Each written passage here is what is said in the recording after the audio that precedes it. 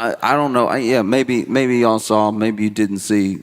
Maybe I mean, people can only watch so much news, you know. But y'all saw the president at the UN.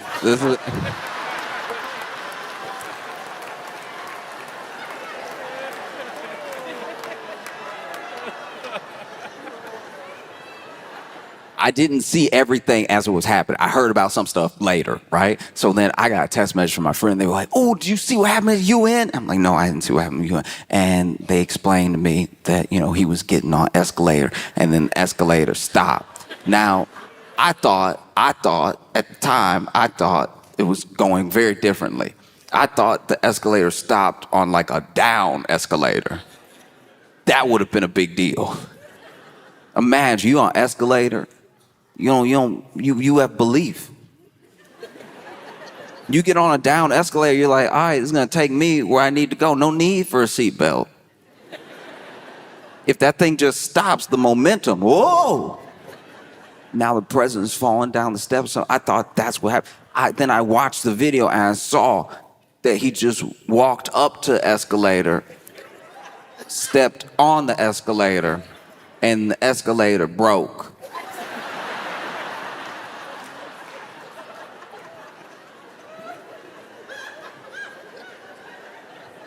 And you saw him stand at the bottom of the escalator like, what?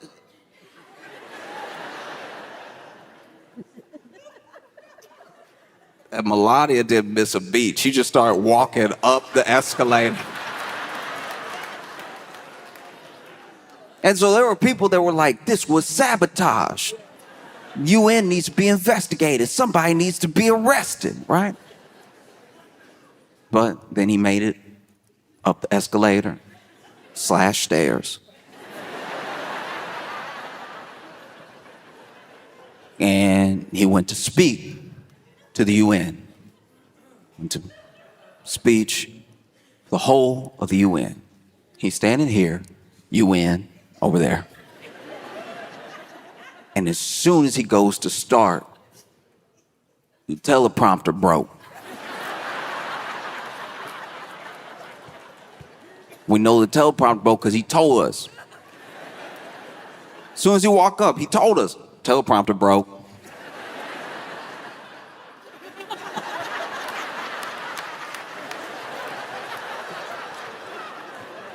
First the escalator, teleprompter broke. Nothing here work. Nothing. No, teleprompter. And it's like, look, if you're delivering a speech and it's been, uploaded to a teleprompter, then teleprompter breaks, all right, like, that is something to be annoyed or caught off guard about. But I'm sitting there watching, like, why do you care that the teleprompter, you're not gonna read it, like, you're not. Every speech is off the dome. Every speech, you can tell every speech, he's over here freestyling every time. Why do you even have a speechwriter? You know the president's speechwriter right now gotta be the easiest job in the world. You just over here typing up chapters from Great Expectations, knowing he's not gonna read it. Knowing he's just gonna go, you know what I mean? He goes off of vibes. What do you care that the teleprompter is broke? You weren't gonna look at it. You might have read the first couple sentences and then been like, you know what? I'm gonna speak from the heart.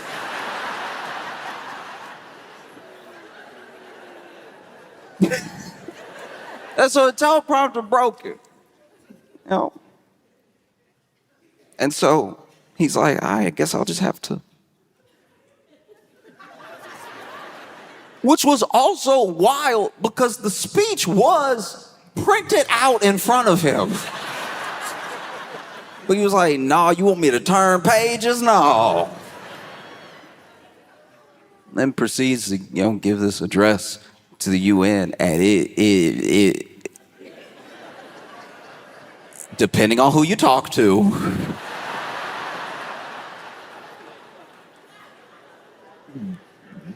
depending on whose opinion you're listening to, it did not go fantastic.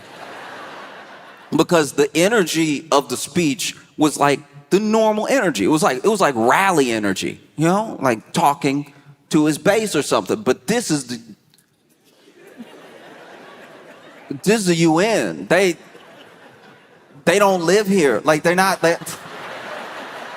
Some of the stuff they don't care about. Like you talking to the UN. Everyone's here. He's over here like I inherited a mess and we fixed it and like years ago we were down in the dumps and now we're the hottest country in the world. He keeps saying we're the hottest country in the world and I don't know what that means. I feel like even the UN was like, so what? Climate change?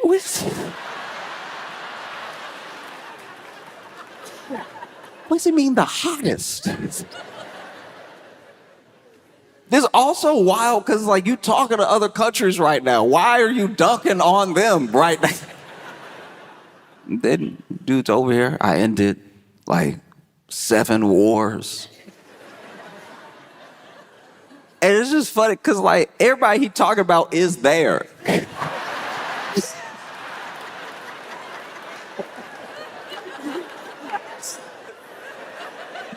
So now some of these countries look at each other across the desk like,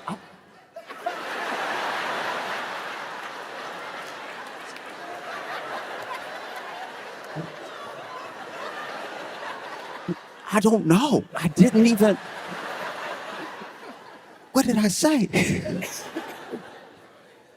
was incredible. And then there was a weird thing. I think it was Brazil. He was talking about the leader of Brazil and how, like, first of all, this dude also tariffing everybody.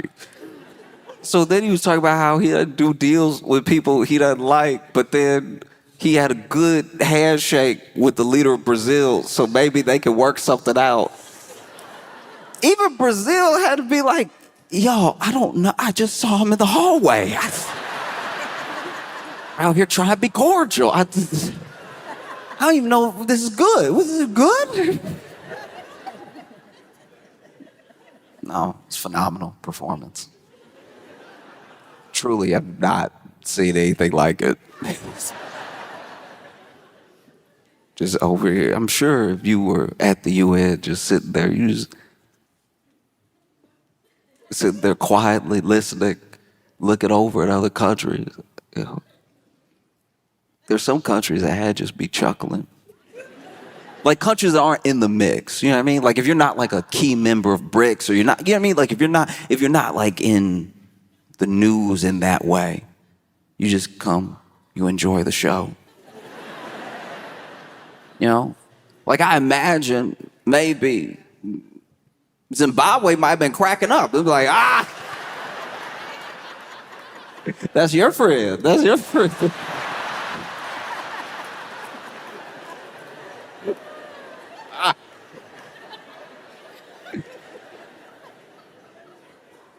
But that wasn't the only incredible performance. That wasn't the only press conference.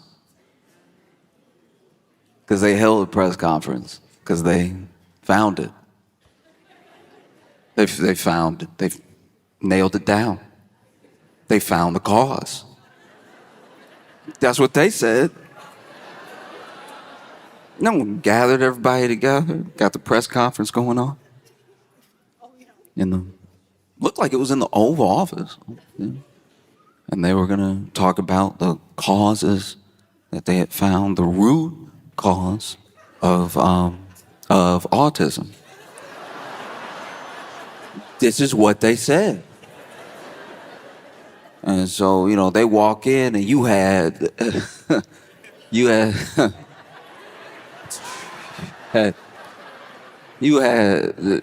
Dr. Oz.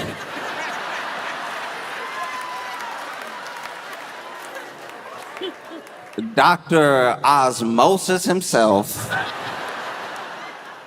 Dr. Ozymandias. Like, Dr. Oz is standing there. And like, why? How did this happen? If we are just gonna start putting people from TV in real, like, government position, in real medical field, can we at least get somebody from like Grey's Anatomy or something? You know what I mean? Like,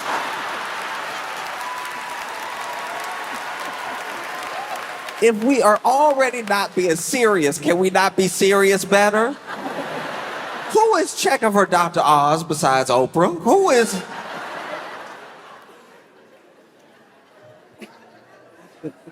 He's standing there, doesn't even really look that healthy himself. This man's advice so far has been actually insane. They've done interviews with him. He's, spoken to the public. Like, what would you suggest for Americans? The man's out here. If you want to, if you don't, look, if you don't want to be sick, be healthy. I wish I was joking. I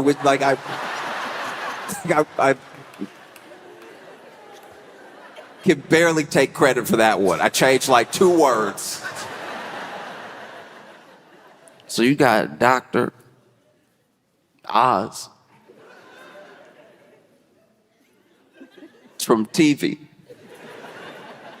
on one side. And then you have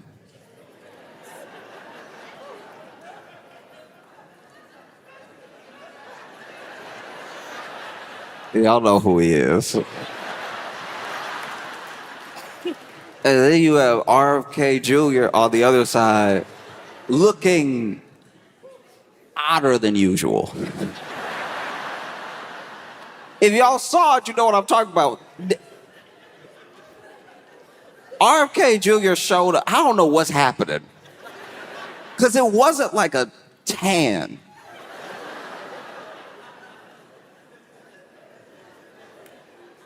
Like, he looked like a bruised blueberry. Like, he looked wild, and nobody addressing it. Nobody saying anything. The president over here just trying to not use his peripheral vision.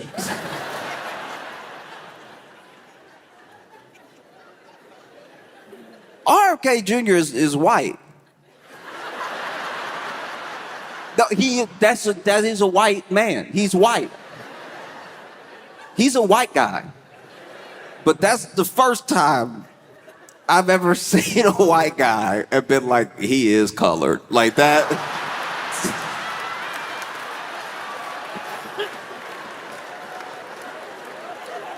Yo, my man, what is happening?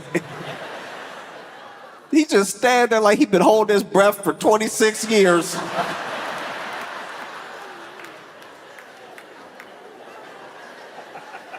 This is very bad. And then, I don't know who told him. I imagine it could have been somebody, higher up, but it could even just been an aide that told the president, okay, you're going to give this press conference, you're going to talk about links to autism, and what you need to do, this is very important, for legal, this is very important for a lot of reasons, what you need to do is say the name of the drug. Then you can go on and say the brand name. But you need to say the name of the drug because the drug is what we're saying is the link, not one particular brand. So there are other like store brands that are this drug. You need to say the drug. Say the drug. You have to say the drug. Okay? Say the drug. And I'm sure he attacked it with that regular, bravado. I'm going to say it, whatever. Get out of here. Let me work. Let me get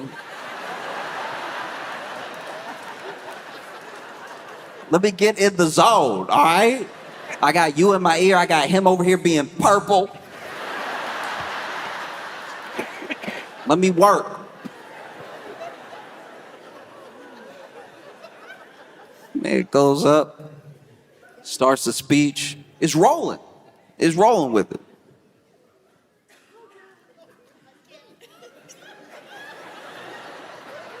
And then he hit a more than 8-letter word.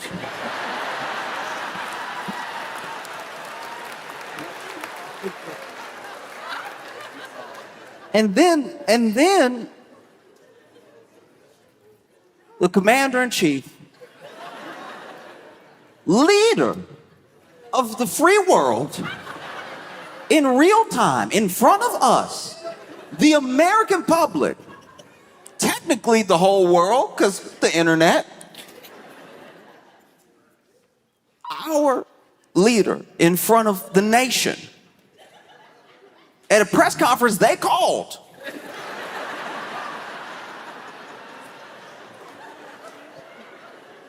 our leader in real time sounded it out.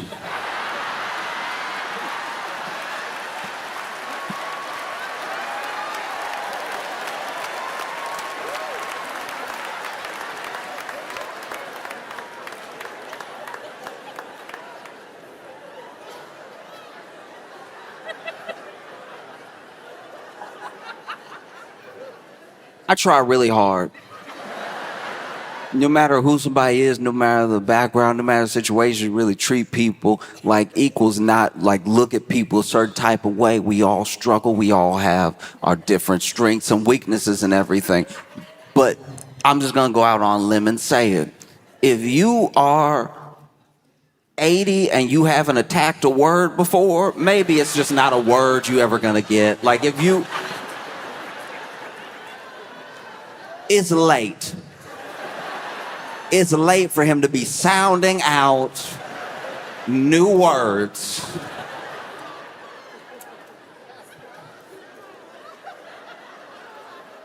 Because the word, you could see, he could see the word coming up.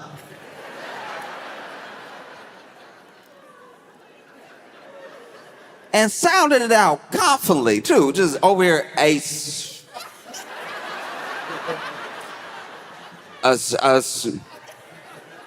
some toast, sis. And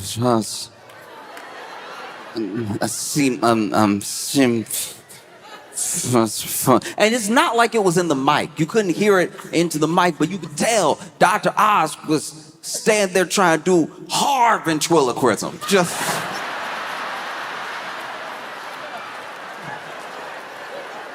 Dr. Oz was standing there like, just open your mouth, let me do it. Just... Dr. Oz was fighting to just, you could see him.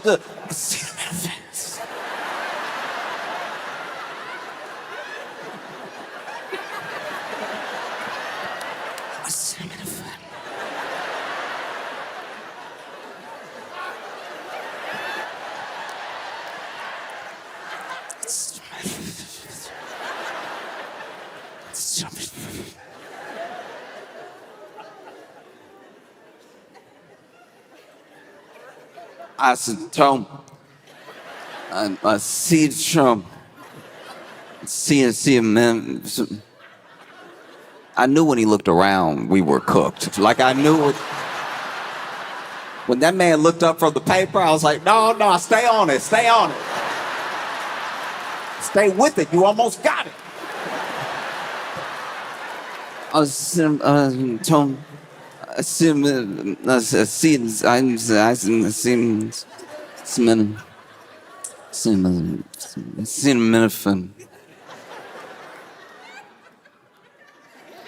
Acetaminophen.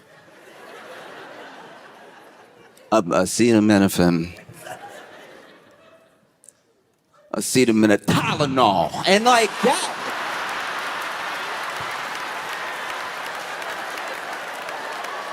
That is also wild, too. Gave us the full, what is it, Porky Pig? Gave us the full Tylenol.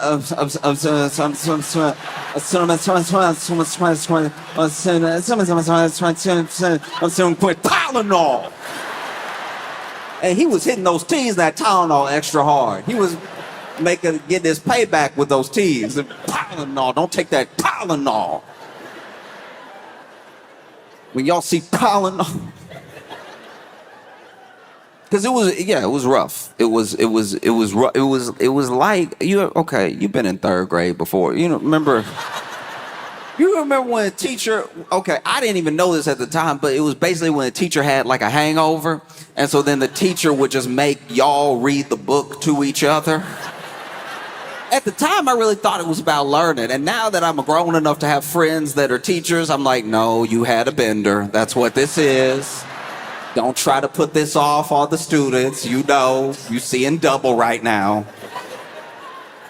And so it would be, your turn would be coming up. And you would do a thing. Somebody would be reading over here, and you start counting people and counting paragraphs. And then you read ahead a little bit so that when it's your time to read your paragraph, you're reading your paragraph all fast and everything. People can't even retain the information. Then, there'd always be that one kid.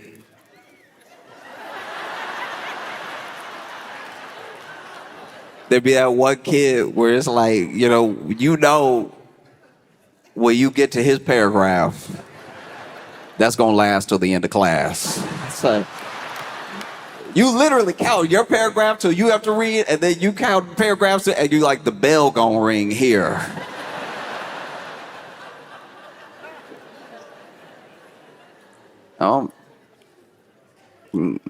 Sometimes to be a kid, everybody learns differently. We all have different abilities, and you do your best to be as patient as possible. I remember, I had one kid in my class that we would do that, and then his paragraph be coming up. And as soon as his paragraph start, everybody's like,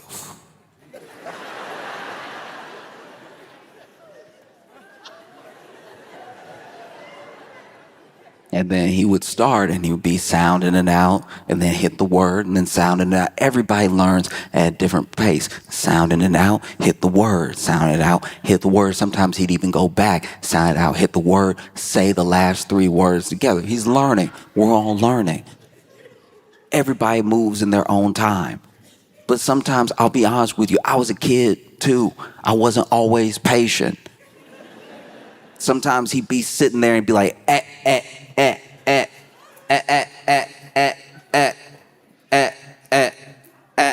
I'd be like, A, it's A, it's A, it's A, it's A. You already hit it. It's A, it's A. There's nothing left to do. It's A, it's A. It is A. You did it. High five. You did it. It's A. It's only A. And then you grow up and you mature and you realize that everybody's good at stuff. People aren't as good at stuff and everything. Because I'll tell you what, I could read, when I was a kid, I could read, very good at reading. My math wasn't great. So then when it came to math, it was me who was like a little bit behind all the time, especially when we got to like algebra.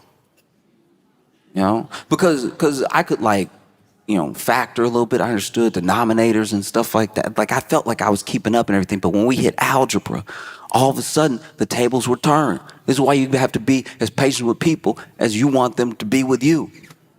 Because I'm sitting there.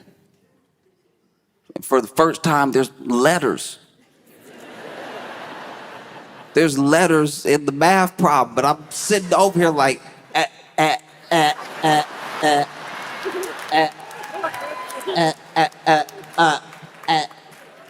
and then he was sitting there like, it's 4, it's 4, it's 4.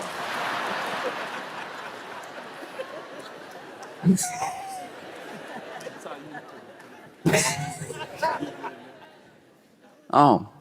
so, he's over there. He went ahead and dunked on that acetaminophen and then went ahead and started saying Tylenol, started describing to the people things that were not on the paper in front of him. Which is why you definitely shouldn't be upset when the teleprompter doesn't work. You know is what you're gonna do. This man was just throwing out all types of wild claims. This dude was like, hey, look, the Amish,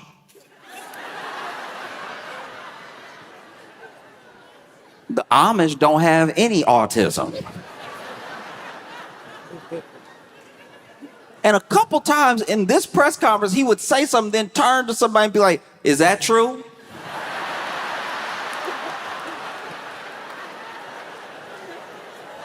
My man, no, it's all on the paper. They put it all on the paper. You had RFK Jr. turn from purple to red. Because then he just started going off on like vaccines in general, and just started saying like, look, it's too much. It's too much. And he's not the first person. He's not the only person to be saying that. It's too much at one time. You got those beautiful babies and you shooting them up with 80 shots of liquid.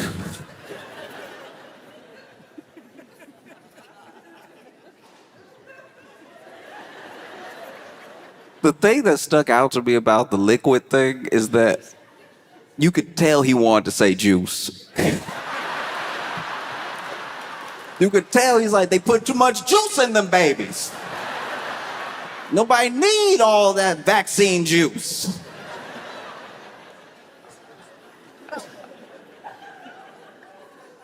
No, it was truly wild. And then it was over.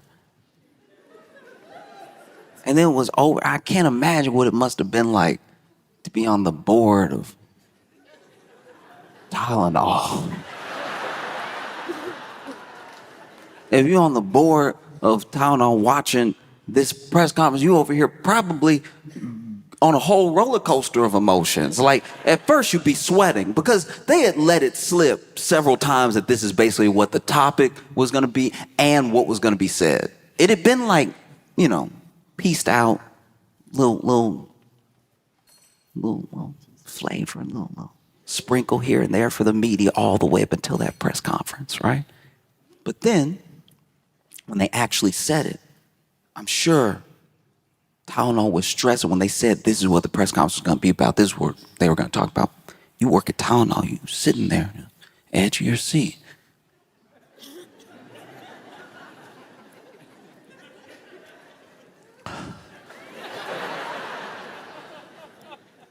And then he goes to say the name of the drug. And you're probably like, this might not be that bad for us, honestly. He almost said a cinnamon. We might be in the clear here. All we got to do is come out with a label, no cinnamon in our product. We'll be fine. And then he says your brand name. Then he says your brand name over and over again. And now you're like, that's not good. That one came out perfectly. And then he talks about the Amish and you're like, I guess if people watch the whole thing, they'll be confused enough to not know if they should take it or not. Because my thing is, look, why have such an unforced error? You know what I mean? Go ahead. You already got Caroline Levitt talking to the media all the time. Get her out there to start the thing. Get her to say the name of the drug and then walk off. Then you can go and just go off your vibes and everything. You had two people on either side of you that probably say the name of the drug all the time. Don't let him, but let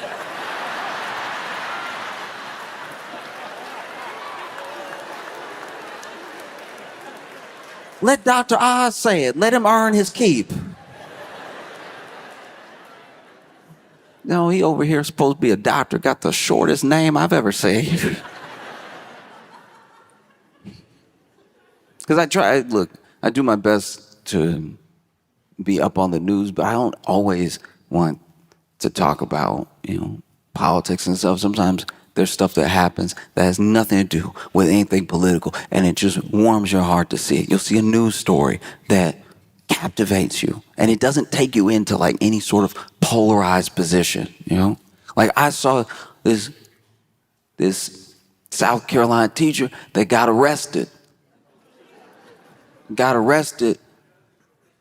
for using fart spray on the students as a punishment.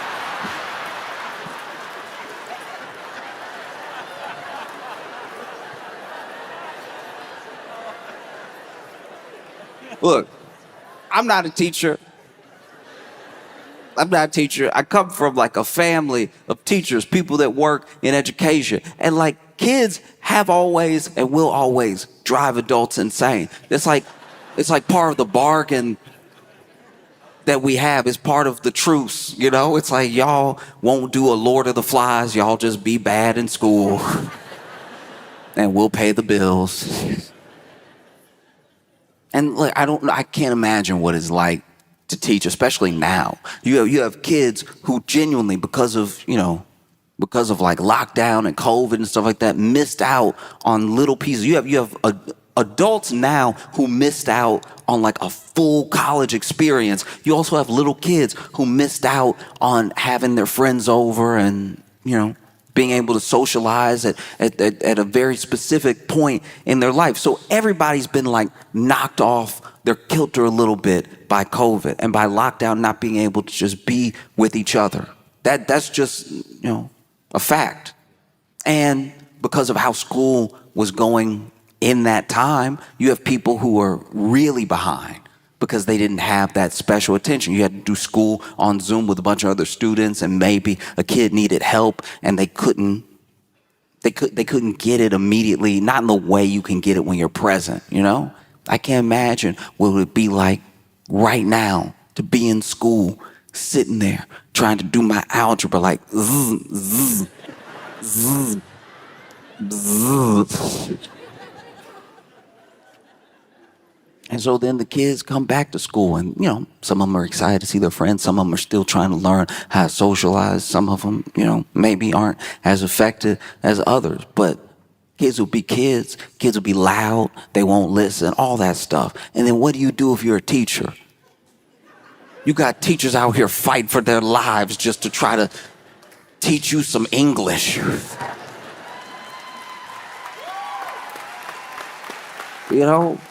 You see videos of it all the time, teachers going through it because students don't want to listen, all this stuff.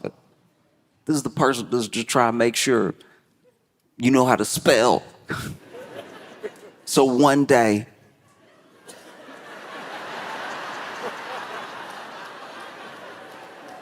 if you make it all the way to the White House and you have to address the nation, you won't be like, sematosis.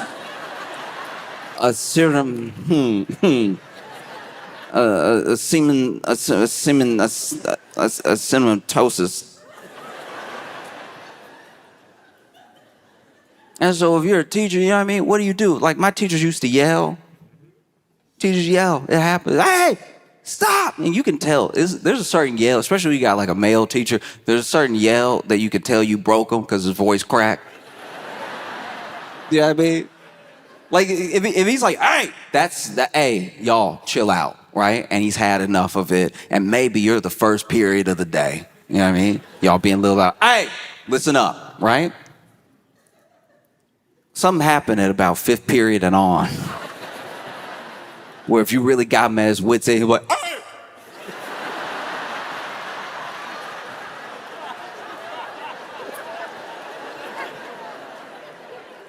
Can't even help you people. That's how you can tell. That's how you can tell when a teacher really at the edge, when they just start talking to the students like they are society. It's like you do your best, You go to a state school to save money because you're not going to make it here, You got a passion for Spanish, so you try to teach it to you knuckleheads. Just truly, teacher ready to cry. Over here, you get that third shut up. Sometimes that third shut up doesn't have any bass behind it. It sounds a little bit, shut up!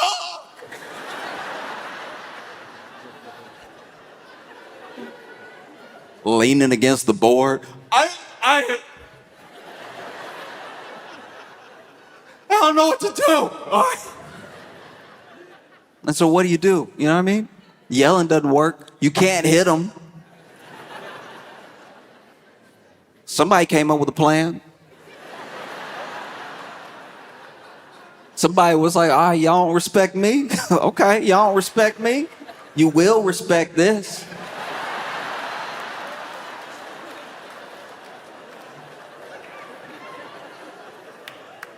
Because I've read different reports. Some reports say he was like doing a prank or whatever. Some reports say he was like mad about whatever. But I'm telling you, he could have done it for any amount of reasons. Maybe this dude, look, maybe this dude didn't take his job seriously. Maybe, he was out here just trying to prank for fun. He's somehow like a teacher's assistant, whatever, and still hadn't like grown up. So then he's over here. Ooh, look at you, stinky. Ooh. Ooh, stink butt over here. Ooh. Maybe. But maybe he had had enough. You can only take so many spitballs in the back of the neck before you snap. Maybe this dude came in one day and was like, all right, look, I hate this, come to this, I really do. But please believe me, if you talk all the time or you never talked before, anybody can get it, all right? I'm not gonna lose my voice this week because y'all don't wanna learn. Anybody can get it. Anybody. I'm gonna put it right here. And I'm begging y'all not to test me. As soon as somebody's talking to their friend, he's like, what?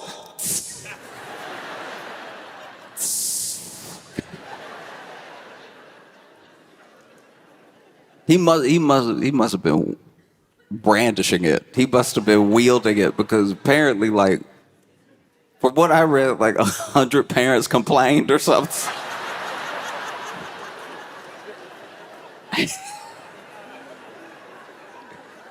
This dude got arrested, and then I think they said like 2 students went to the hospital or something like that. And I'm sure you over there in interrogation tried to defend yourself. They should have thought about that asthma when they were doing all that talking, all right? How do we know it was a spray? What if it was that talking that caused the asthma attack? Over here, mouth moving 100 miles a minute. I'm trying to teach something. Listening is easy to breathe.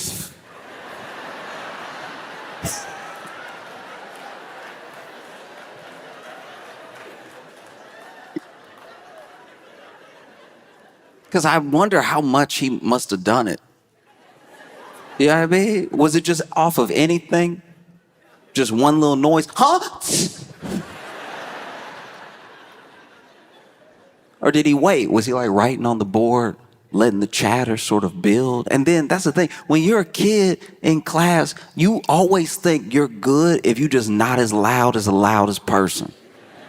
But that noise rises the entire level of the volume, because now if everybody's talking a little bit, somebody's gonna get a little bit more confident, get a little louder. Everybody starts talking a little louder. And as long as they're not as loud as the loud one, now everybody's basically screaming just so they can hear themselves because they're all doing so much talking. And next thing you know, he whips around. Hey!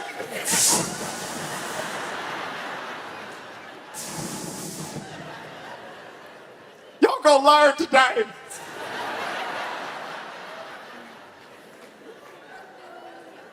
Because even the school said that he did $55,000 worth of damage.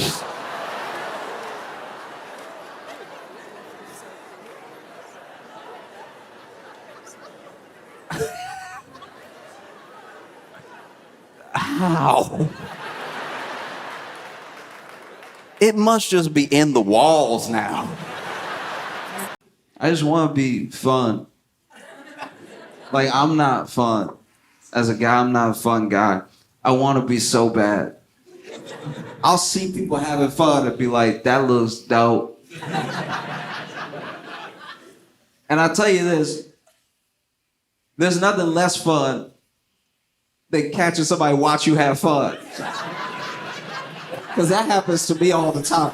There are times where I'm standing to the side and I'm watching somebody have fun. And no matter what you're doing that's fun, as you catch somebody watching you have fun, you stop. You stop immediately what you're doing. You'll be having fun, whether you're dancing, you be riding go-karts, whatever. And then if you just see someone off to the side like me, like, yeah. You look like you're having a good time. You are immediately not having a good time. This is the worst. It's so bad. I hate it. I don't like being the one to do. I didn't know that when you at a party and people are dancing and you are not dancing, you watching them dance. I didn't know you're supposed to move your head to the rhythm.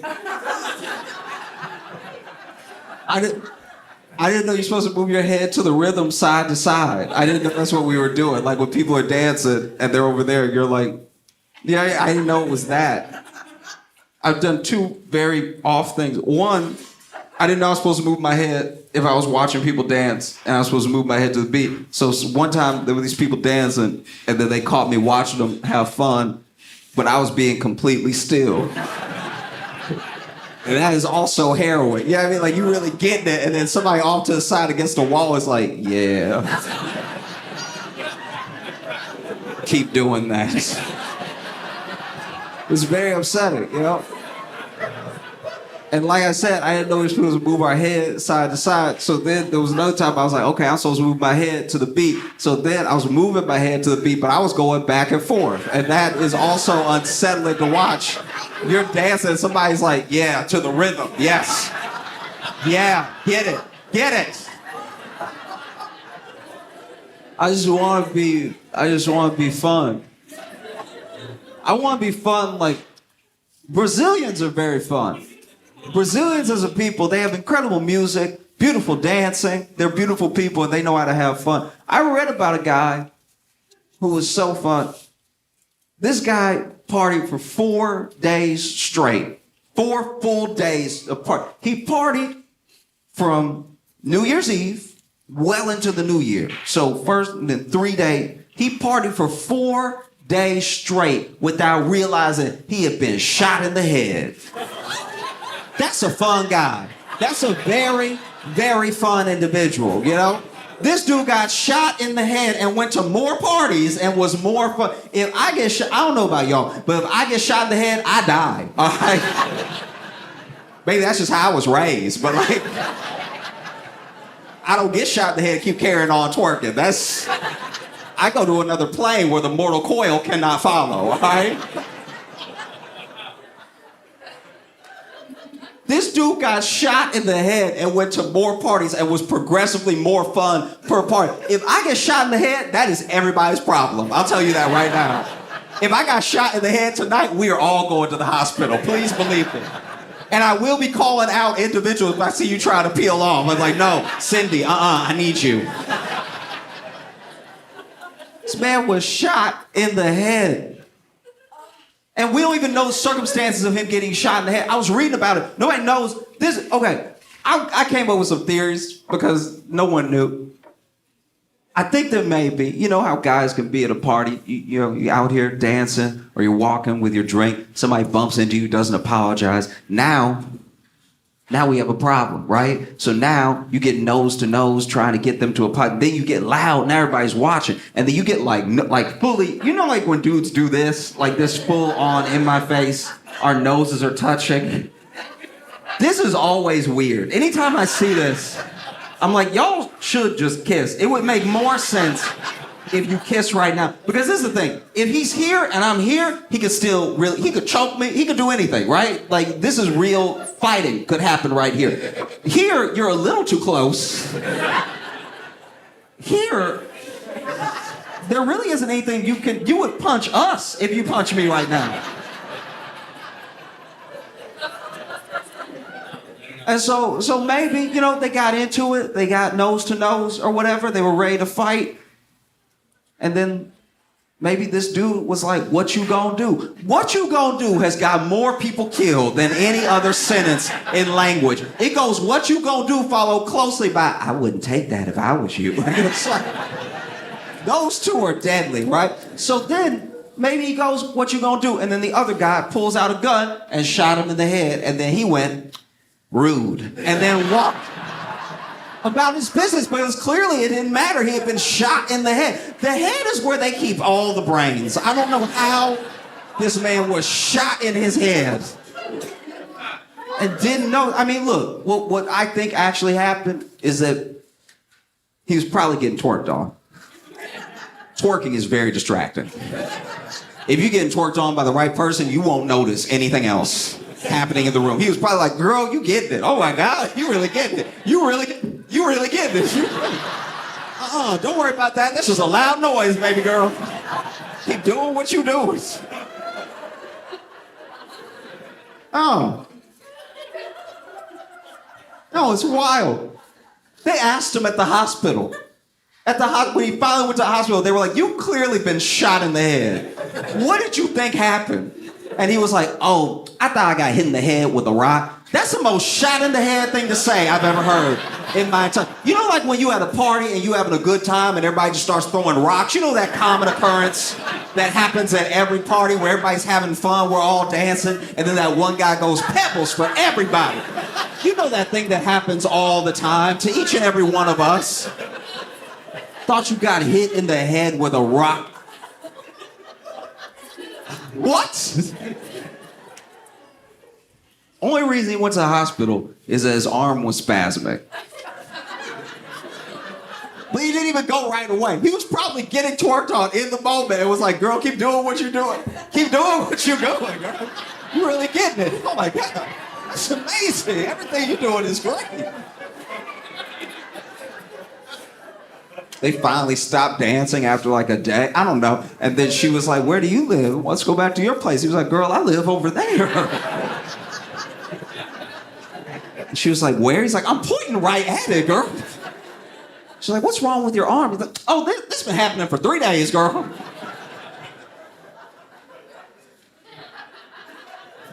I saw this video of this guy who was at a white guy in Alabama that was at a Bass Pro Shop. So far, whole story checks out, right? So far, nothing is out of the ordinary, right?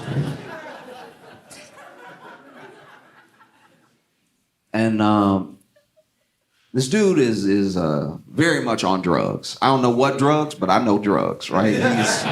He's on drugs. Now, the story starts in the parking lot. He drives up to the Bass Pro Shop, and he immediately drives his car into a light pole at the Bass Pro Shop in the parking lot, and then he backs up and does it 8 more times, chops it down like a tree, right? And then he gets out and walks in the Bass Pro Shop. So you already know my man is ready to play. And so walks in the Bass Pro Shop. The video starts where it starts, so I don't know what happened in between. I don't know when he got naked. All I know is this dude... The video starts with this dude, and he just been doing cannonballs into the Bass Pro Shop fish tank. So these fish are all compromised, all right? So he is doing naked cannonballs over and over again. He getting deep, and I'd like to think they called the police when he got naked, but maybe they didn't. Maybe they were like, let's see what he does. And so my man is just climbing up, dunking, and then you can tell he's on drugs because he's speaking drugs, right? Because then in the video, he swims to the front of the tank and he's like, and when I heard that, I was like, that's drugs. That's not the native tongue of any land.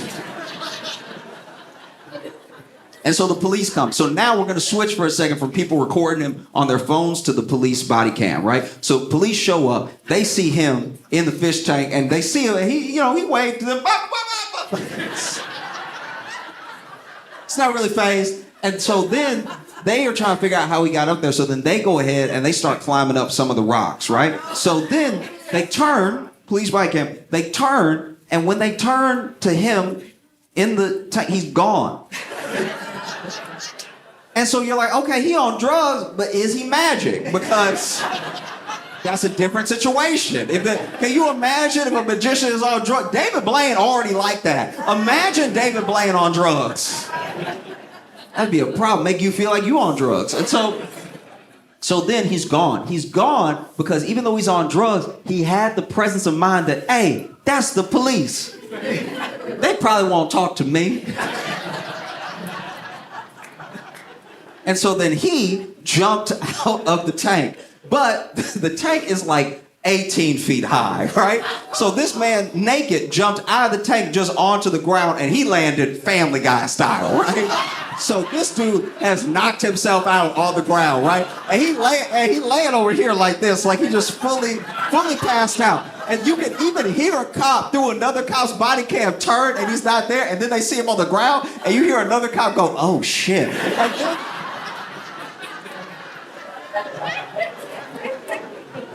And then they come down. Now this man is like fully out, right? But he is on drugs. And so the drugs do wake him up just in time because now the cops are over him, right? I don't know if they had actually grabbed his wrist yet or anything, but this dude immediately wakes up on drugs, flips over, and kicks one of the cops in the balls, right? So that cop goes down. I don't know the code for it, but he's not getting back up for a minute, okay? And now the cops are all have bent knees because they're like, okay, we got a live one here. Like, he got a lot of fight in him, right? And I almost never feel bad for the police. But in this instance, I'm not gonna lie, I feel pretty bad for those officers because they try to catch a dude who is on drugs and naked and wet, so he is very hard to catch. Basically impossible. Because every time they grab this man, he over here like, no, no, thank you, no jail for me, no. And he's slippery as a fish, so they really can't get a hold of him. No, jail doesn't feel nice. No, I don't want it. And it's horrible because then there's really nothing to grab. And I'm telling you, because he was naked in the tank and we saw it, there's nothing to grab, right? So they are fighting to catch this dude. They finally get a hold of him because I think they just been drying him off this whole time. You know what I mean? Through the entire scuffle. And they finally get him handcuffed and they're walking him out. And as they're walking about, this is back on people's phones now. As they're walking about, he walking past people who've been recording him on their phones and he's going, ba, ba, ba, ba, ba, ba. Now this next part is not on camera. I had to read about this. They take him outside, they put him in the back of the cop car, and this is the first time where even though he's on drugs, he's not having a good time. Because now he in the back of the cop car going, this feels unfair. And then on drugs, he starts kicking the door, and because he's on drugs, even though he got a naked, wet foot, he is so strong that he is kicking the car door so hard, he is warping the metal, right? And I saw that, and I was like, he must kick that cop's dick off. Like, that's horrible.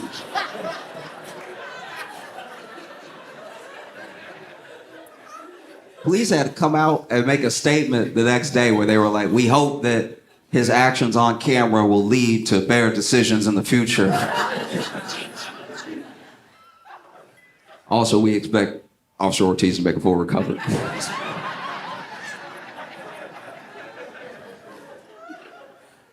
I try to be a good friend to my friends with anxiety, because I have anxiety too, but like, it's hard to really be there for someone with anxiety because they're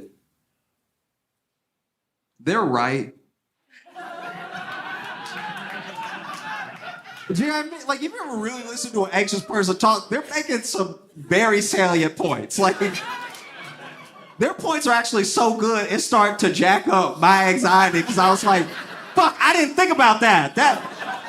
Oh no! That's the worst.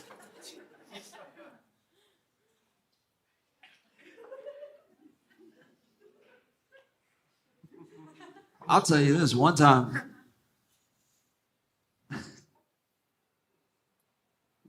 a friend called me. He was not doing well at all. And he was telling me how he wanted to, end it and everything. And then just started describing to me everything that was wrong in his life. And as I listened to my friend, I realized that we had the same life.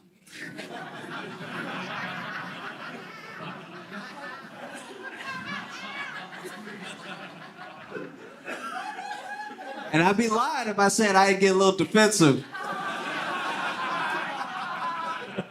Because he over here telling me, he's like, I can't do it anymore. I'm a grown man eating TV dinners every night. And I'm like, well, maybe you're doing your best, all right?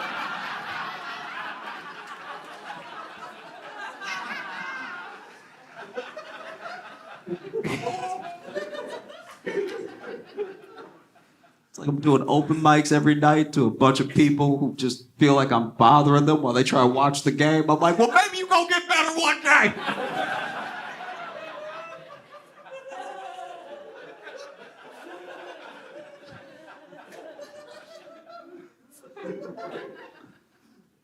It's weird how much anxiety there is over the election. Like truly nobody's happy. Like no, like everybody's like, ah. You even feel how it got in here? Everybody is like bummed out. You know?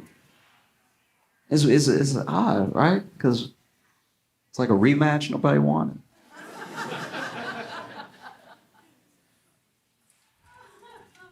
It feels really, really crazy. And that's why, if I'm being honest with you, I try to think a lot about how to solve big problems, right? And I'm not a doctor. I'm not an engineer. I'm not even helpful, all right? But I think about how to solve big problems.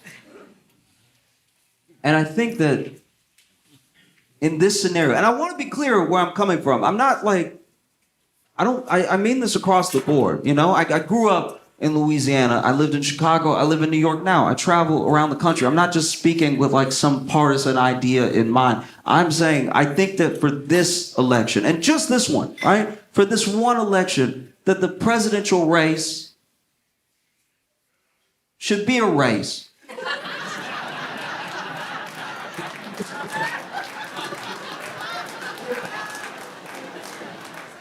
Because no matter who wins, I think we will be more astonished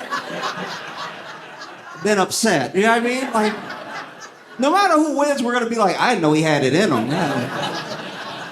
That's wild. Wow. Thank you so much for having me. This is so cool. I am happy to spend the 4th of July with you.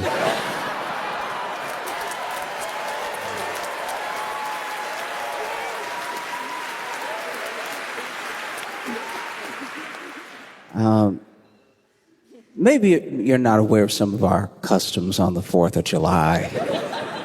One of them that sticks out is a hot dog eating contest. And I've been traveling the world, and a lot of people think that they know what a hot dog is. They even think that they have their own version of a hot dog. And as I've traveled the world, I can honestly say that no,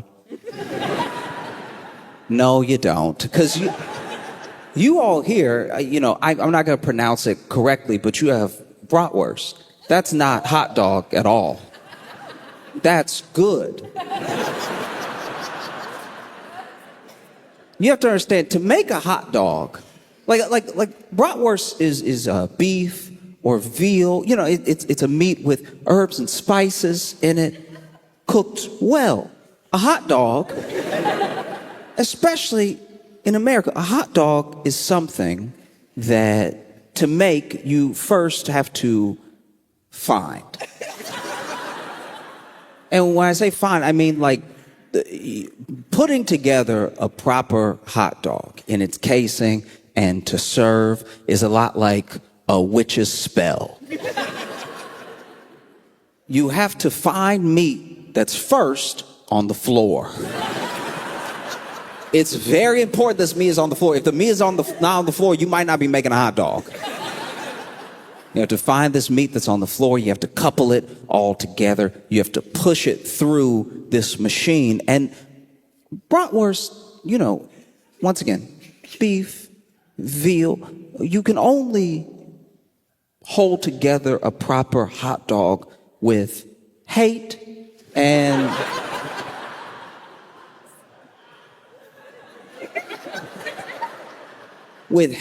like a touch, like a dash, just a little bit of poverty, right?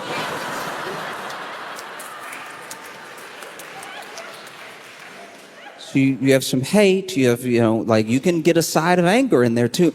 And then You put it together into a hot dog. You wrap it up nicely so it looks like it might be edible. Because I don't know if you've had a hot dog. In order to prepare a hot dog, it's not like preparing a bratwurst. You have to boil a hot dog.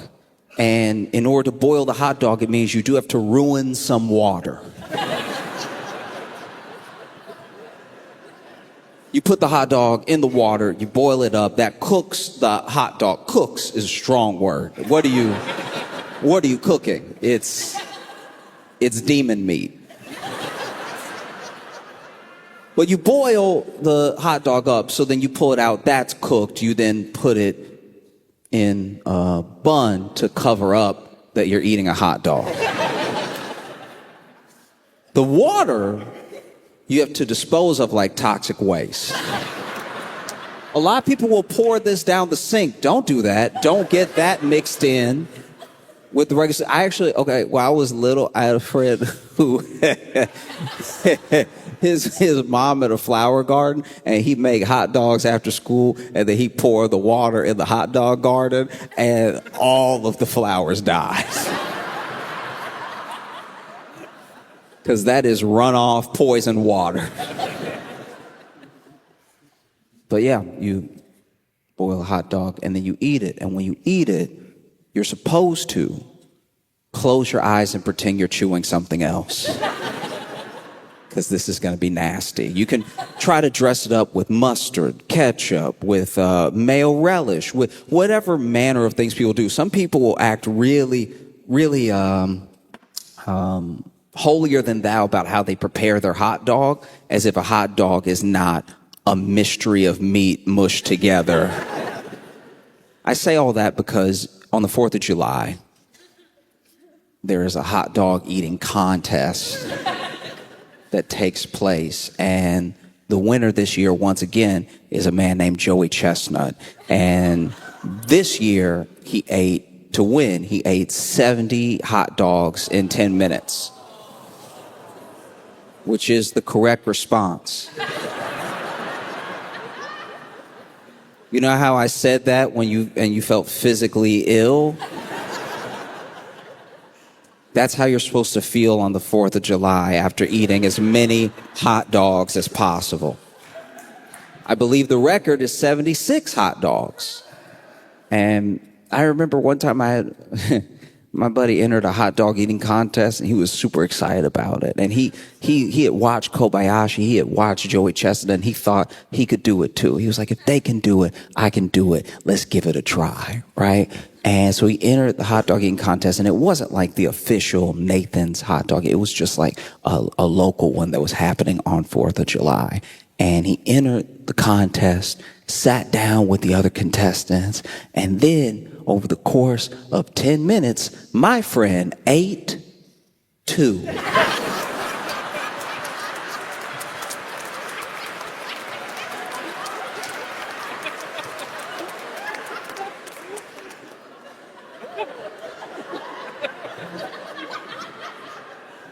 This man ate 2 hot dogs in 10 minutes.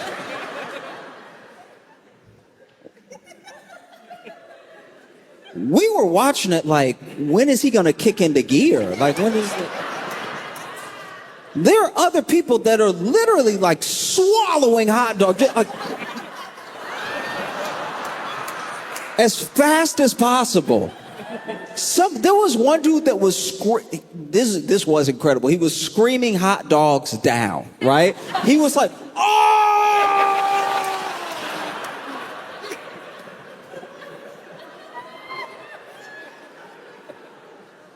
Meanwhile, our buddy,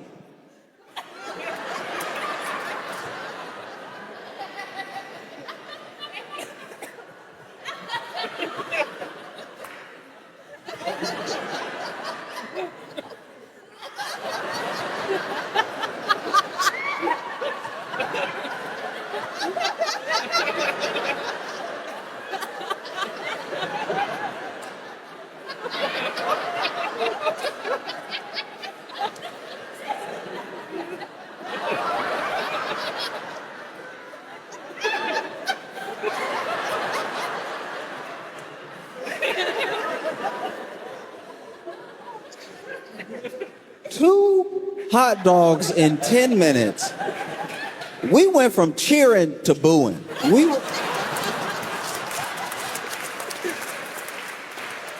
We started out supportive. Initially, we were like, yeah, get him, you can do it. And then,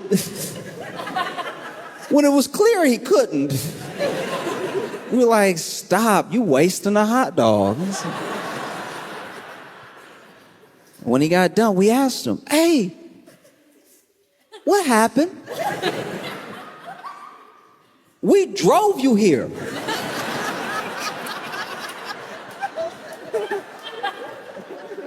You the one wanted to go way out the way to enter this contest to waste everybody's time.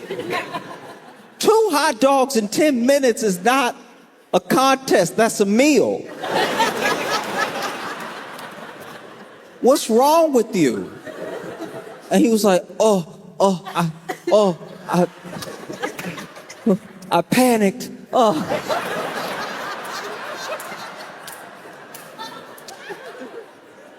What are you panicking about? He's like, I saw everybody else do it, and they were so fast. I was like, how are they not choking? And then I remembered I might choke. So then I started chewing extra. I was scared to choke. I was like, if you had at least choked, then 2 hot dogs in 10 minutes would be more reasonable.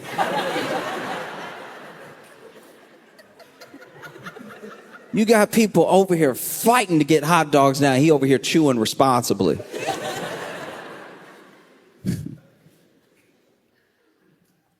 I do my best when I go anywhere to be as good of a guest as I can. You know, it means a lot to me to have me over here and for me to be your guest for a little while.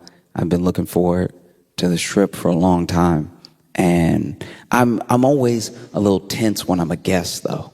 You know, even if it's just visiting a friend's house. You want to be a good guest.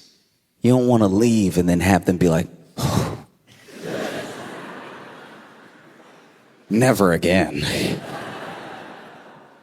You know, like I get nervous to be seen as a bad guest. I don't want anything to go wrong. Like I've had to stay over, you know, for a couple nights at friends' houses, and they're like, "Oh, make yourself at home. What's mine is yours." I feel like that's a trap. You know, because you really make yourself at home and then you find out how much they mean it later. It's like, I'd rather just act like I shouldn't be in here at all. Quiet as a mouse, you know. I'll just act like I broke in and just try to affect as little as possible in the home. And they'll be like, what? He's such a good guest. We didn't even know he was here. One time I got so stressed out about being a guest at my friend's house while they were out of town that I just never went.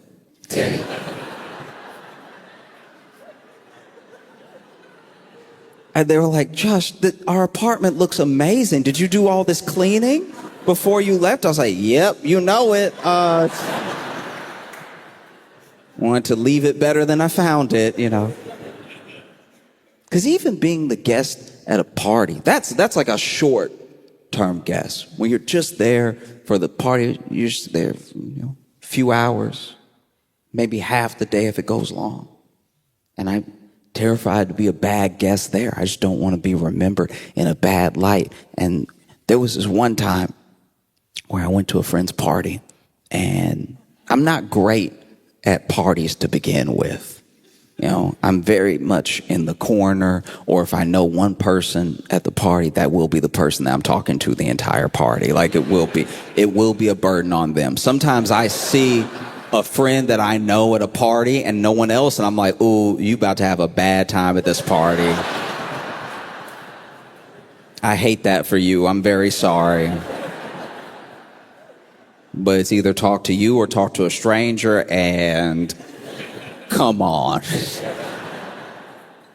And so, you know, I was at this party, and my friend who actually invited me to the party was late. We were supposed to meet up together, and I misunderstood the text message. I thought they were already in there. So I knock on the door, I meet the host, I tell him, you know, oh, I'm friends with, and then He lets me in, which is a huge mistake.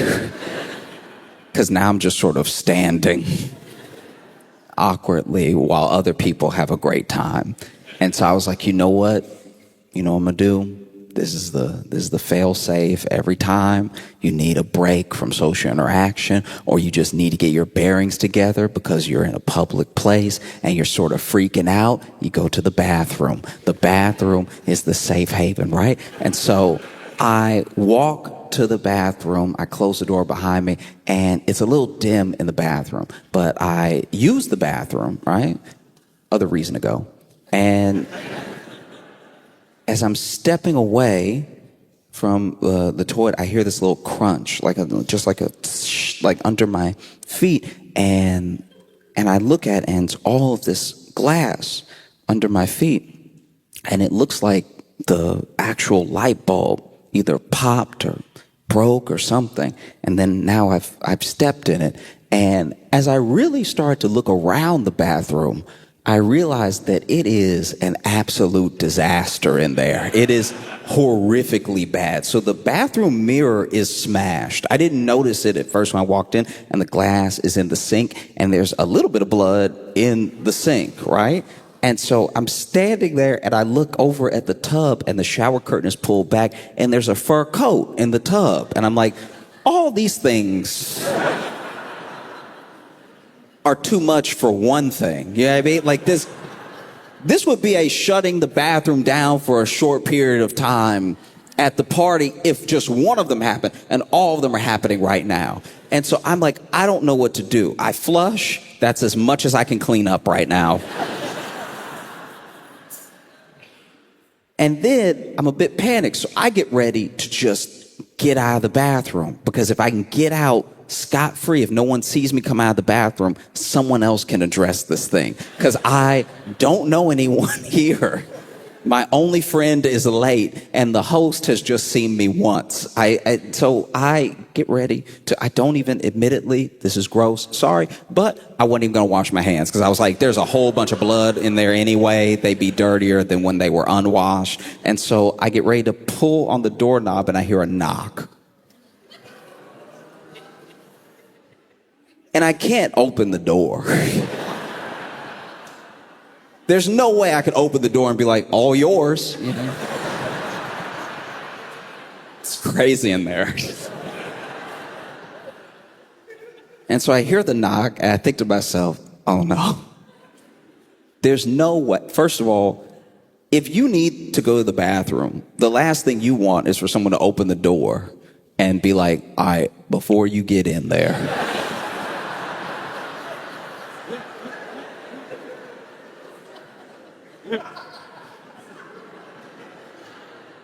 I just want you to know none of this is my fault, okay?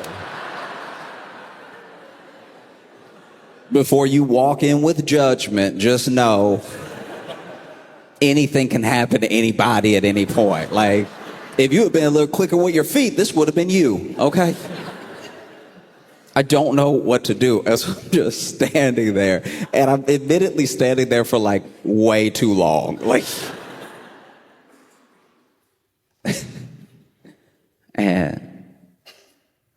and I hear a knock again.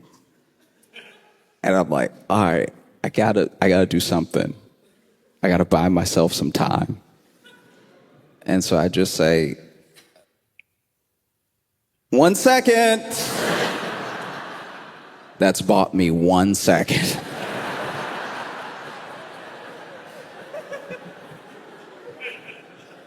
I have to use it wisely. And in my head, I'm thinking like, okay, I could try to clean up.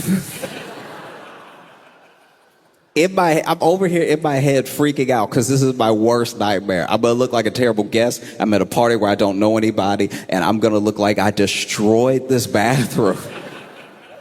And so I'm Googling all types of stuff. I'm over here Googling, does glass flush? Like, does glass flush? How fast can you get blood out of the sink? If you were to look at my Google search history, on this night, it would look like I definitely killed someone. Or at least a small animal. Because I was also Googling, like, does fur disintegrate? Like, and so I just spent another minute and a half sweating and freaking out. And then I hear a knock, but this knock is like thicker. It's just like strong. It's clearly a different knock. It's clearly a different person. And that person is like, hey, come on, people waiting. I'm like, people?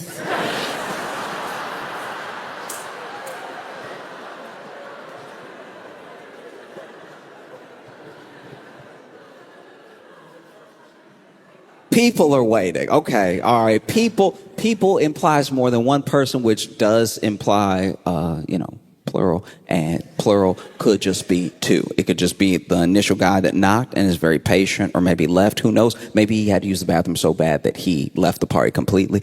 But this person is adamant. Hey, I got to get in there, right? And he said, people are waiting. And so in my head, I'm like, okay, 2 people are waiting. And then he yells out, you got a line out here. What's happening in there? And I looked down at my phone, and I had been in the bathroom for like 15 minutes. Like I had let this go way too far. And so I froze. I didn't know what to do at all. It's like your absolute worst nightmare as a person that's like gets weird in like social interactions. To actually have this weird thing happen to you is like, I think maybe this is hell. I think maybe I've died. And so I'm pacing back and forth in the bathroom, which is only breaking more light bulb glass. And I finally look out of the little window, and I'm like, I'm gonna have to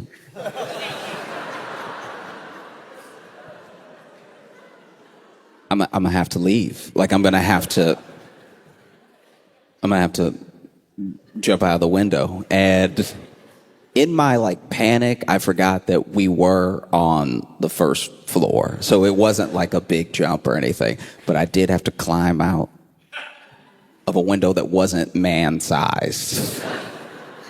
Luckily, neither am I.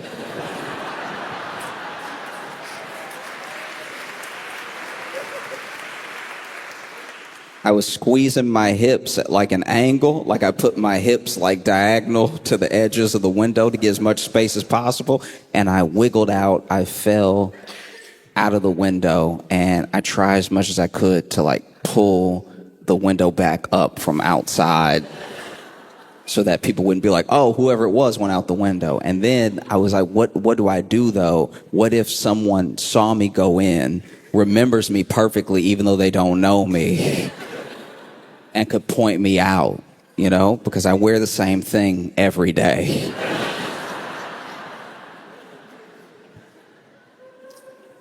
And so I'm like, the only option I have is to go back in.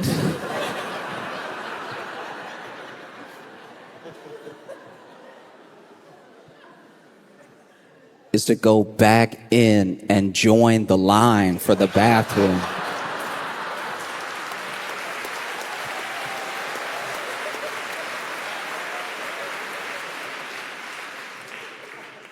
And so I walk around the house, and I'm thinking to myself, okay, all I gotta do is watch out for the host. His host was greeting me when I first walked in. As long as the host is like got to that point in the party where they're not greeting everybody and they're not answering the door every time, I should be good. And so I wait. Some other people were arriving, and they knock on the door. Someone else opens the door. I'm like, this is my chance. I sneak in behind those 2 other people, and I immediately walk to the line for the bathroom. And luckily, my buddy who was late was in the back of the line, and he's like, can you just believe this?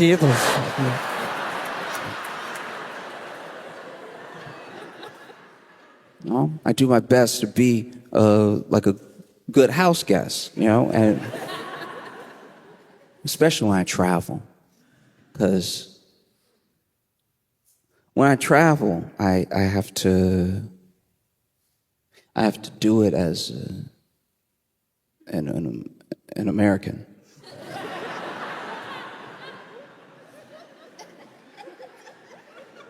I have to travel as an American now. You know? And it's like,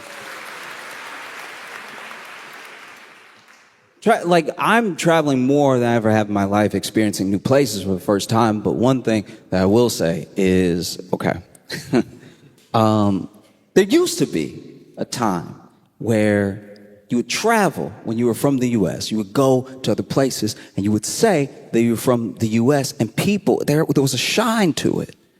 There genuinely was like this like magnificent shine around you and your passport. People had questions for you.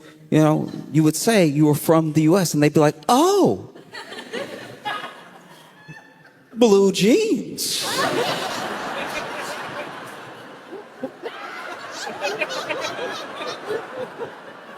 Wow. And then over time, the shine started to wear off a little bit, you know, like the way that we were perceived on the world stage started to change, and you would tell people that you were from the U.S. and they'd be like, oh yes, yeah, Beyonce.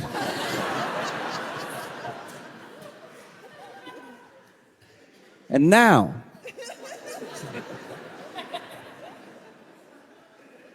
you travel the world, and look, people ask me.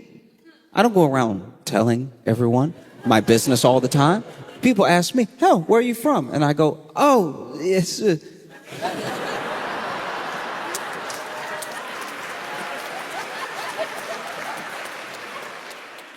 You know, it's American. And they're like, what? What? I didn't hear.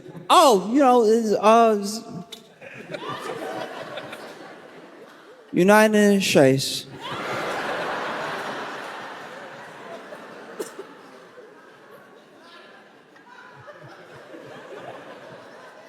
What? I'm American. I'm from the U.S. From America.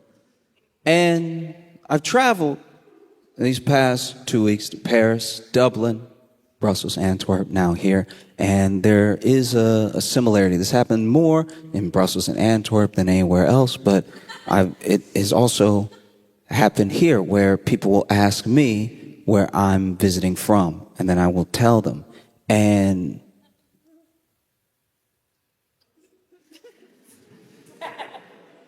there's a look and a noise you make that's genuinely offensive. Like it is.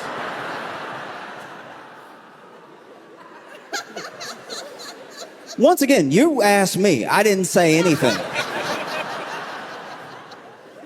I walk into the shop. Y'all are the ones, you know, asking questions and stuff. And then I say that I'm from the U.S. I'm visiting from America. And then you go, oh.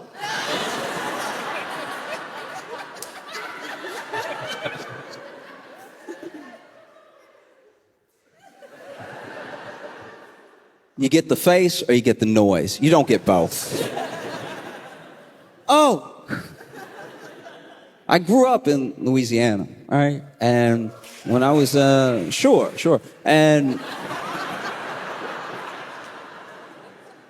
when I was in Louisiana, you know, I have friends who live in all different parts of the state. And one of my friends, he actually lives he's in like a rural area. He's in like, you know, some swamp area near the bayou and everything. There's a bunch of things floating in the water, a bunch of predators out there. You know, he does his hunting. He comes back home. That's mainly how he sustains himself and everything.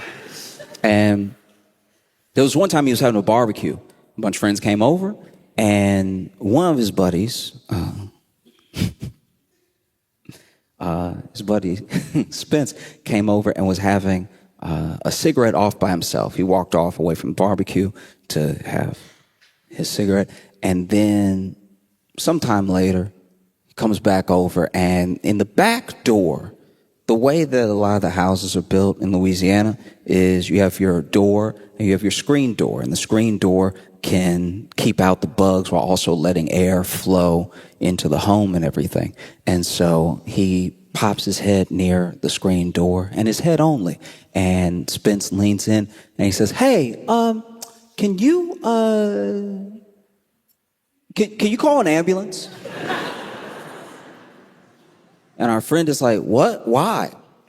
If anyone ever asks you to call an ambulance, just do it right away. Like, I'm sure that they have a good reason. I'm sure they're not just getting you to do it for fun because they want to hear the siren. I think that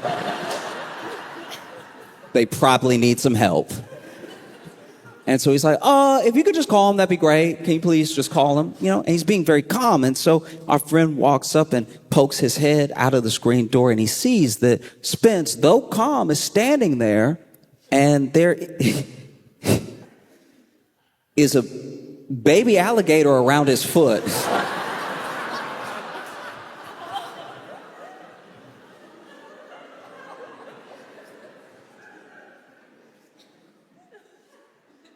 And that's the way you look at me when I tell you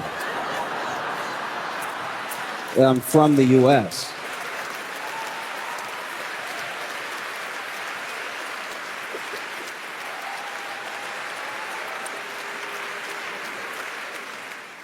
Now, coming here at a time where tourism in the U.S. is way down.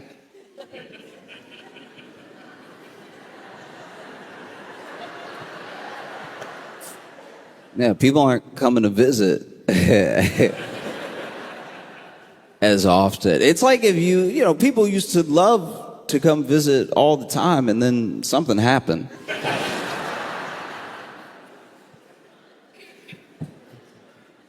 It'd be like if you went over to your friend's house all the time growing up, and then one day you stopped going, and your friend was like, "Why? Why wouldn't you just come over like you used to? Come hang out." And you're like, "Oh, well, last time I was there, your dad threw a plate at my head, so I think I'm good coming over for a while." And so tourism is down in the U.S. People are choosing other places to go, and one of the main places that they're choosing to come is to Europe. It's all these places, like, some people will come to Berlin. A lot of it is happening in Spain with Barcelona and Madrid, in Italy, in Paris as well. And it's getting to the point where there's so much tourism, people are actually calling it like over tourism. And this is happening at the same time as like massive heat waves. Like wild heat waves, some of which we've never seen before. It's never been as hot as it is now. It's very hot.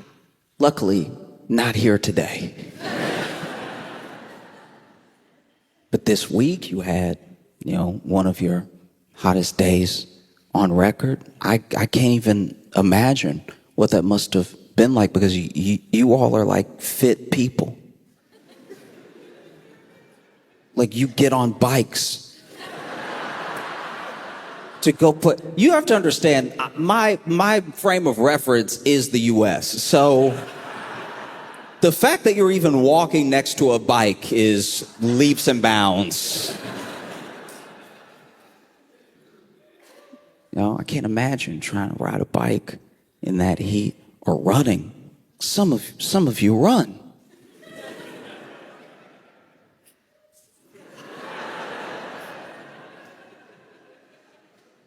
And so that's wild that this level of like over tourism is happening at the same time as this heat wave. And there are people in Paris, there are people in Spain and Italy that have had enough. They're losing it over this. They're protesting the tourists. They're over here being like, "Stop it. Stop coming here right now. Talk amongst yourselves and spread it out throughout the year or something. But this is too much." You have places like, I could be wrong about these numbers, but I think in Barcelona you have like 1.6 million people living there, but like 26 million people visit throughout the year. That's wild. I understand that if you live in Barcelona and you're trying to ride your bike, eventually you're like, get out of the way. No. And then if you live in Barcelona, you're tired of all these tourists everywhere all the time, and you start freaking out. You might get a reputation for being a little bit rude to tourists, and then you'll be New York. Oh. But people are doing the best they can to protest. There's been all these different types. People get creative and stuff. There's one where they were shooting tourists with water guns throughout the day. You know, get out of here! Ah! You know, like when a dog tries to pee on the carpet. You know what I mean? You know? Although as far as protests go, you can tell that these are like good people doing the protesting, because that's what you came with, water guns. Water gun. I don't know. I'm coming from the U.S. where it would have just been guns. Like this. You can tell these are people who have a deep moral core, because you used water guns to protest tourists during a heat wave. They probably didn't even understand what was happening. You know what I mean? They were probably over here like, oh, the Spanish are so hospitable. They saw how hot we were. Then some strangers we didn't even know were like, cooling us off. You know, and I get the genuine frustration though, but this is the main problem, is that whether it's business or whether it's government, systems have a magnificent way of pitting us against each other.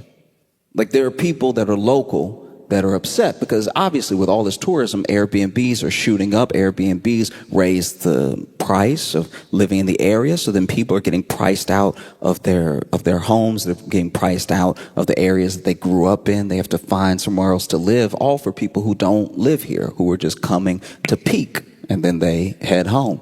And that can be incredibly frustrating, but that's the people who are coming to visit didn't come up with a master plan.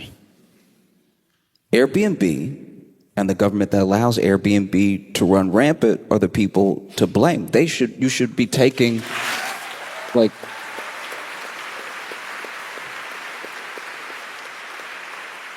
if you're going to take anger out on anybody, it should be the local government and the Airbnb that allows it to run rampant. You should be using the water guns on the computers at the...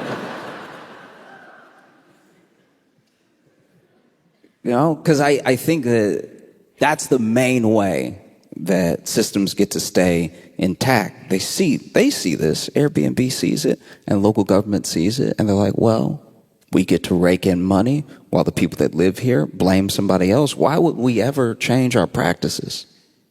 You know? And I don't really know what the exact fix is. You know, I remember when Airbnb was like at your house. There was a time early in Airbnb's history where you were just renting a room in someone's house, and so they lived there, and then they collected the money from you staying with them, like a little mini hotel. But that was like easier because then they lived here, so they cared about the home, they cared about the community, and you got to get a taste of like local life. And you could even ask them, hey, is there anywhere I should go to eat? And they would tell you, this is where we're going to eat tonight. And sometimes you would actually have a meal with your host. And I thought that was a really beautiful thing. And then like private equity and more money got involved. And so it ruined it. Because now an Airbnb is also like sometimes worse than a hotel, because they'll let the person who owns the Airbnb set the rules.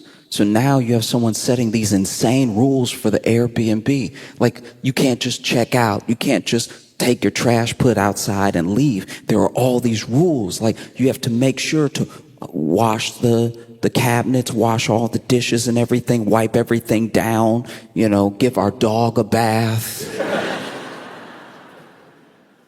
Also, you don't get charged a cleaning fee that you end up getting charged anyway, because in the small print, it was like, pick up our kid from school. and you didn't see that part. So now you're spending all this money on Airbnb to just go somewhere nice like Italy. And then you get to Italy and everyone's mad at you for visiting Italy, but you're also mad because you're like, the rules in this Airbnb say I have to buy this house before I leave. I don't know if y'all saw where Walmart had to issue a recall in several states because their Great Value, which is the name of the brand that Walmart makes, their Great Value shrimp was found to have radioactive isotopes in it.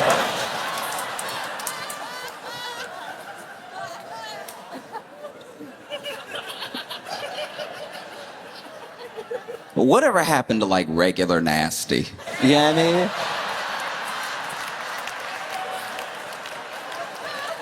mean? Do you know what I mean? You ever had a chip before and been like, this chip a little stale?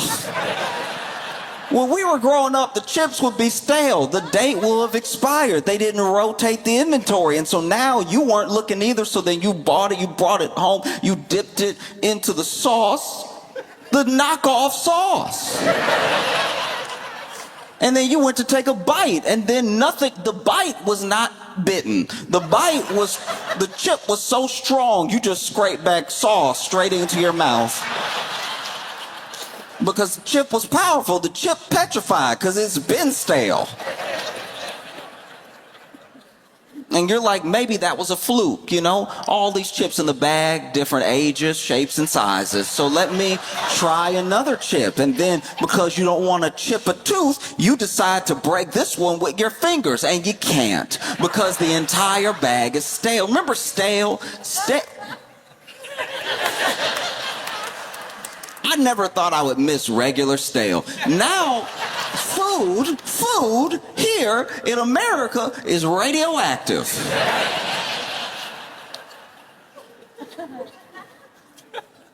I'm not gonna act like I know why it's radioactive. I don't know why it's radioactive. But it's radioactive because they say it's radioactive. I'm not gonna blame it on the shrimp. What were we doing near the shrimp that was radioactive? We act like radioactivity is like easy to come by. It's not. You know, there's obviously radio waves everywhere. You use a radio, you know, you use a microwave and so, but real radioactivity that sticks with you. And that's the thing too, is that these suppliers, they supply all these different stores, and sometimes by the time it gets to you, it's just a different label that's put on it. But it's from the same place, and it's the same people doing the same stuff. And Walmart's, you know, brand is Great Value. And I'm not gonna lie to you, this may make me sound pretty bougie, but I don't really like the, store's brand. I don't know, I just don't believe them. Do you know what I mean? It's like, no, I don't think you do this well. It's like when you go to a diner and it's like got 96 pages on the menu, but it's not a Cheesecake Factory. So you're like, nah, only one establishment so far has been able to pull off this many pages. There's no way y'all have that much in the back. It's not possible. I drove around to park. I know that the kitchen can't be that big. How you gonna have lobster and quesadillas and you got burgers and fries, but you also have tres leches, but then you also have pad thai? Like at a certain point, y'all just making stuff up back there. Like,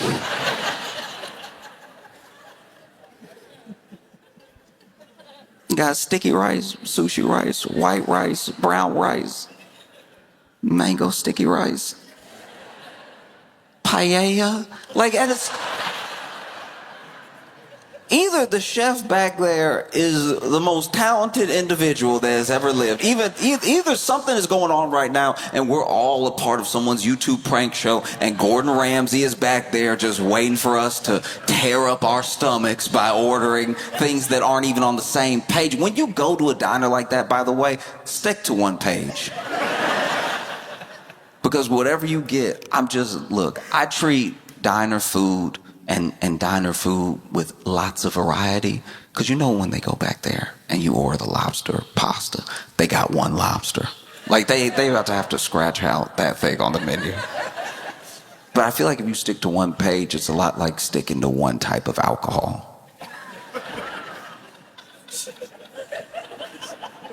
If you go full breakfast with it, you're gonna get a regular amount of sick.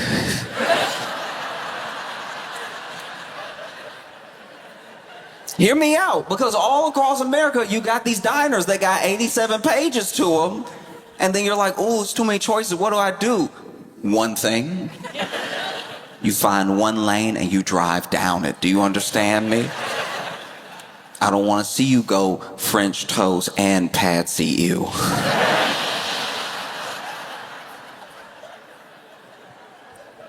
Y'all laughing, but people are out here wild. I went to a diner with some friends, one of these diners I'm telling you about, and it had, so on their menu, I'm not exaggerating, on their menu, they had 26 pages with pictures. Now the pictures were obviously stolen from online. They did not take any of these pictures. They hit Google Images and they printed it out and they put it next to the ... lobster pasta, right? And the other thing that, look, this is an aside thing. This actually has nothing to do with anything, but also on the menu, they had numbered everything. Like they had numbered every order. Like, you know, like when you go to like a restaurant and they'll have the traditional pronunciation of the dish and then they have the number. They did that, but everything was in English. And so you could just order 102 and a number 5 together. And it's like, that sounds like it'll tear up your stomach just as much. Just as much as saying, can I have the Tom Kha?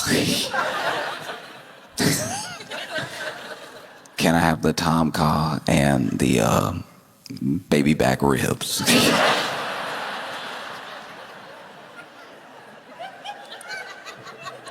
But my friend was over here like, oh, it's too many choices. You can do so much. You could do barbecue. You could do Chinese. You could do, this is amazing. And I was like, no, it's the only thing open. Don't, this. And I warned him. I was like, you need to pick one. I'm telling you right now, you better pick one. Okay? One page, go right down that page, because I bet you they do that page very well. I bet you if you pick a lane in this diner right now and you're like, hey, the whole table, we're just gonna do Mexican food. We're gonna get some tacos, quesadillas. You already got the meat back there, just chop it up to it. You know? I think it'll be fine. But if you start hitting them with the around the world special, which is what one of the pages was called,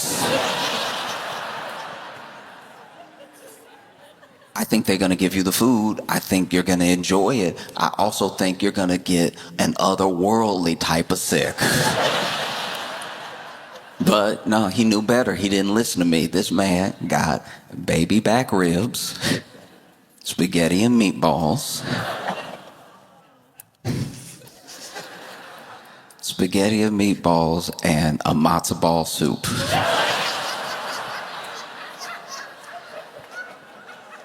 Now, you know how they say that sometimes when you're driving down the highway and there's like a natural instinct to watch the wreckage of a car accident as you pass by. That was every plate they brought to him. I kept watching him this man was taking bites of baby back ribs and then sips of soup and everything. And I was like, I don't know how you feel like this is a good idea. I got 3 scrambled eggs. And I made sure to order before he could finish ordering, because I was like, keep me separate from him. I know that a bunch of sauce is going to be sloshing together. And sure enough, we leave, we get in the car, we drive for an hour.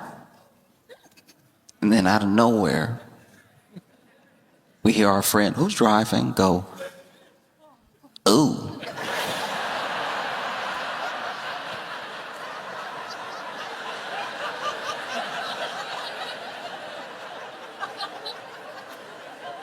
This is why I got so mad, because I knew, I knew we had 4 more hours of driving to do, and I knew for a fact that his bad decisions would affect me. I didn't know when, I didn't know exactly how, but I knew this would happen. So he goes, ooh. And it was low, it was quiet, it was to himself, but it did cut through the music.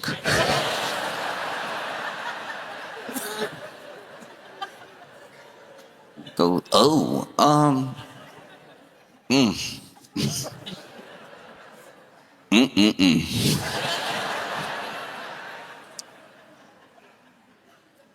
And so then, look, I try not to be that friend. I try not to be the I told you so person, but I go, what?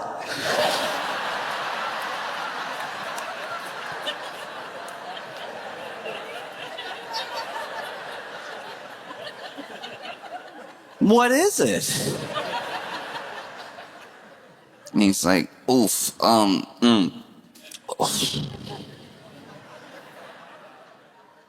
I knew he was in a bad way. He didn't want to answer me because he knew it was going to be an I told you so moment, because I did tell him so, and then I watched him eat for 42 minutes. I watched him eat stuff that I know had to be old. When do people get baby back ribs at this abandoned diner? I'm sure the cook in the back was like, what does he want?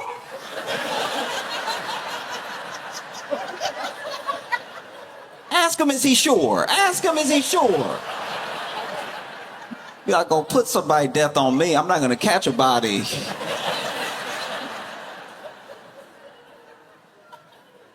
He's sitting there, ooh.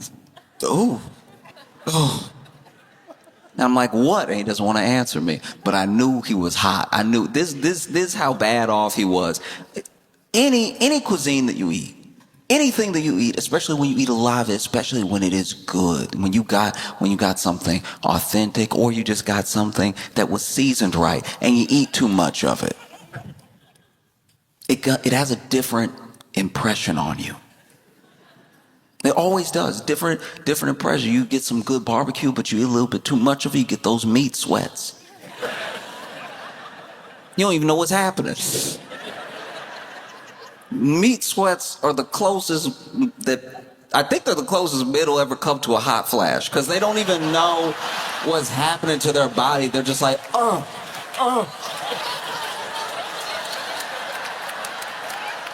You ever be so hot that you blinking extra? 'Cause like all the cool air is over there. If you could just see it clearly, it would cool you down. You ever get so hot you sweat in your own eye? Over here, And then, there's other foods that just sit heavy. You eat too much of them and they let you know, hey, we'll never leave you.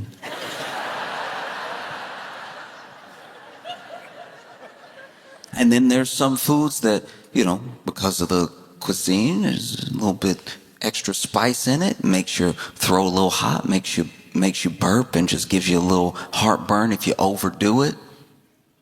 He had all three. This man was sitting there with a hot rock in his stomach.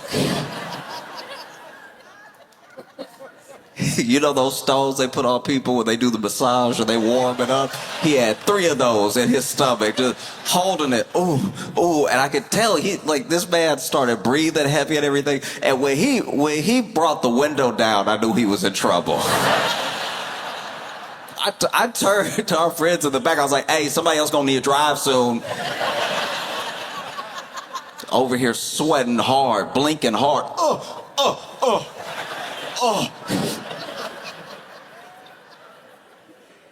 And I'm almost out. I'm literally almost been knocked out. Out of concern for my friend, I've almost been knocked out of I told you so, but not yet. I go, what? And he goes, I think I'm gonna wreck the car.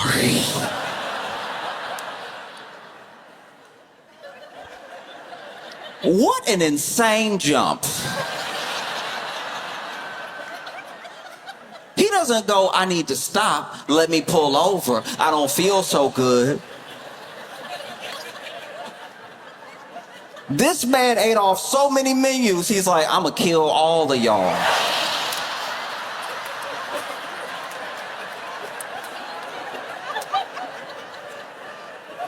I'm gonna flip this car as hard as I can until it lands right side up.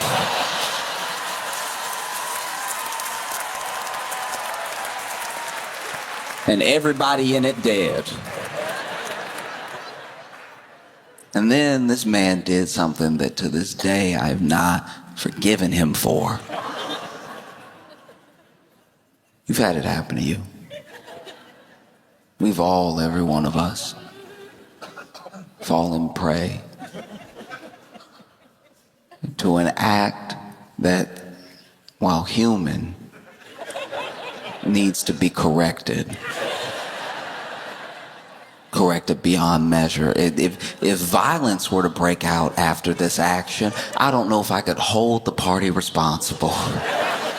Because this man who just said he's about to wreck the car leaned his head out the window, tried to get some cool air on his face. And when he leaned out the window, he thought he was slick. He wasn't sick. When he leaned out the window, he went. Just from the hip placement, you know what's happening. Just from this right here. Just that little pivot. Like a dog. Like a dog near a tree. This man leans over. You know what's terrifying? You know what shook me to my core? I heard nothing.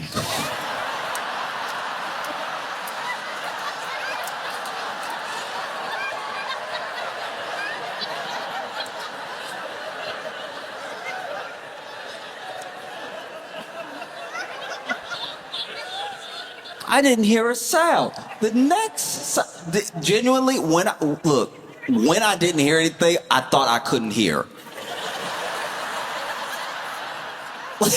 Literally, the way that this man cocked his hip, and then I heard nothing. Imagine if you saw a nuclear explosion, but then there was no boom after you. Like, I guess I'm already gone then? I must have died so fast I didn't notice. This must be how they make ghosts.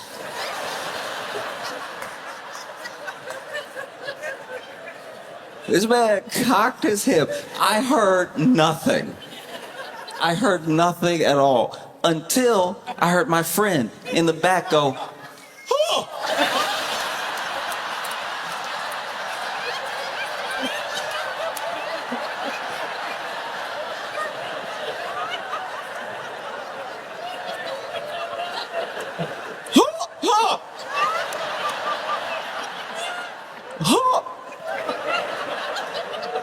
Look, I'm not gonna act like I know how, there's a difference in the air in the car because he's opened the window and the air conditioner was blowing. It was all blowing on him. He was very hot. But I'm not gonna act like I understand why what happened went backwards first. All I know is I hear my friend go, oh! And then my buddy next to him goes,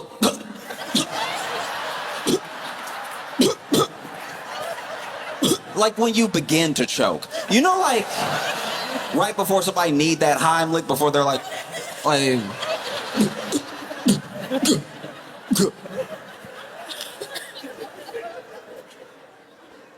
don't know why. It went backwards first. All I know is that when it hit me, my first instinct was to scream.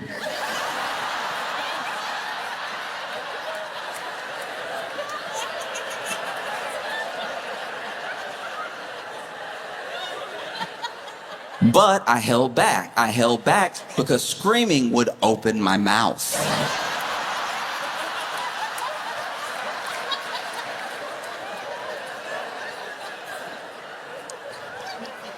So I went,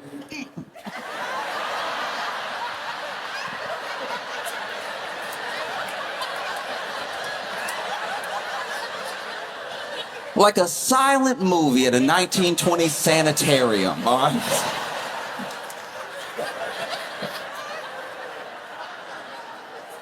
And I'm fighting to find the button for the window. I can't find it because not only am I trying to lean away, I have closed my eyes because they started to burn. And so I'm palming the door and I'm like,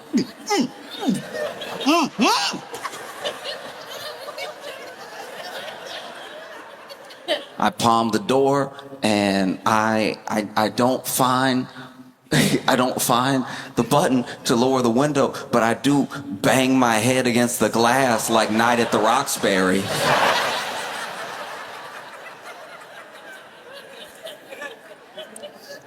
And finally I feel something, and out of desperation, I just flick it, and that opens the door.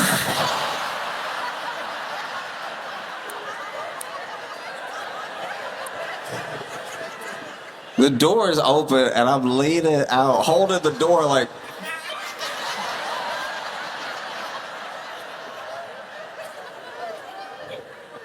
And I feel like, look, I'm wearing my seatbelt. You gotta wear your seatbelt, but I do feel like I've already fallen out of the car because the sound of my friend screaming is getting fainter. It started out, oh, and now is, oh.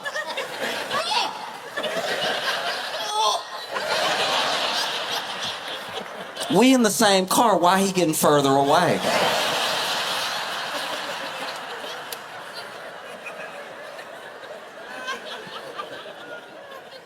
And then our friend driving both saved and ruined my life because he pulled me back. I slammed the door, and now we're all just inside.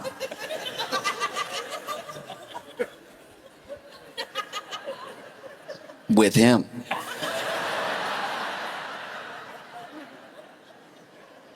And I gotta be honest with you, genuinely, from the bottom of my heart, when he pulled me back in, I wished he had just flipped the car. I wish he had just wrecked the whole thing.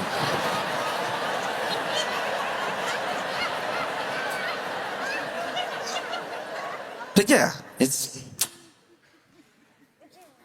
just, you already do your best when it comes to food.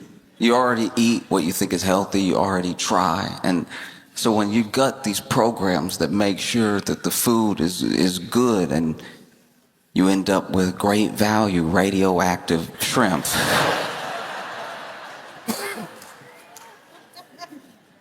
It's absolutely unacceptable. All I'm saying is, I don't always trust the brand that the store has, because I'm like, y'all don't do this too. There's no way. I believe you do napkins, CVS. I believe y'all's napkin game is probably, y'all got the same printer and everything. Y'all got the same little bumps on the napkin. I'm with you. Once it gets to soups, I think that y'all are just guessing. If I go into Walgreens, already I'm there for drugs. I'm there because my nose is running or something like that, or I just want a bottle of water. The idea that Walgreens specifically is like, we make pasta too.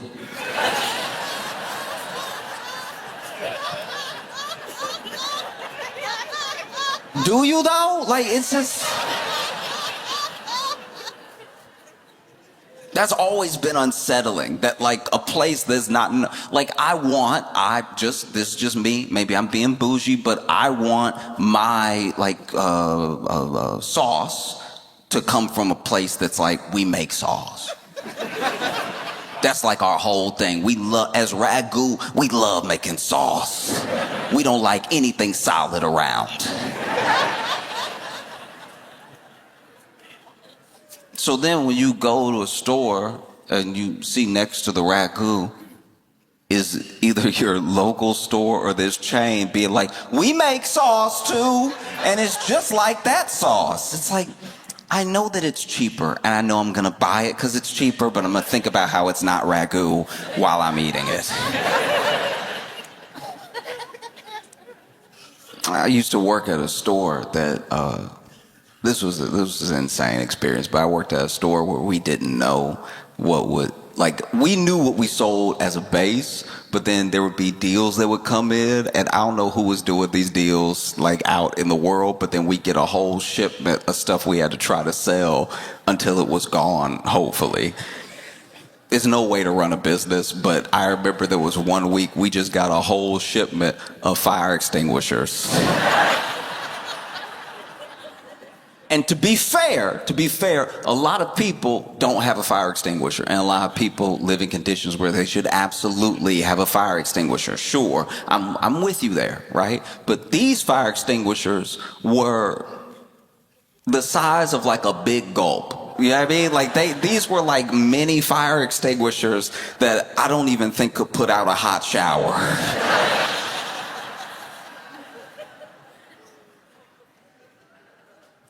We also had to sell, this one time, we just got toilet seats.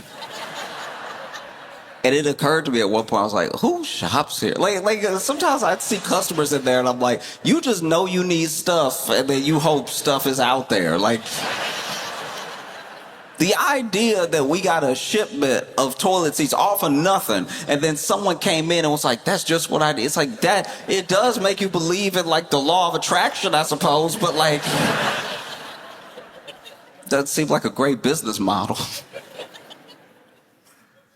One of the wildest things we sold at that store was was condoms. But they were like store brand condoms. Do you know how much you're taking your lives into your hands? We've established condoms. You don't need a great value condom. A great value condom is how you end up with another great value customer. Oh.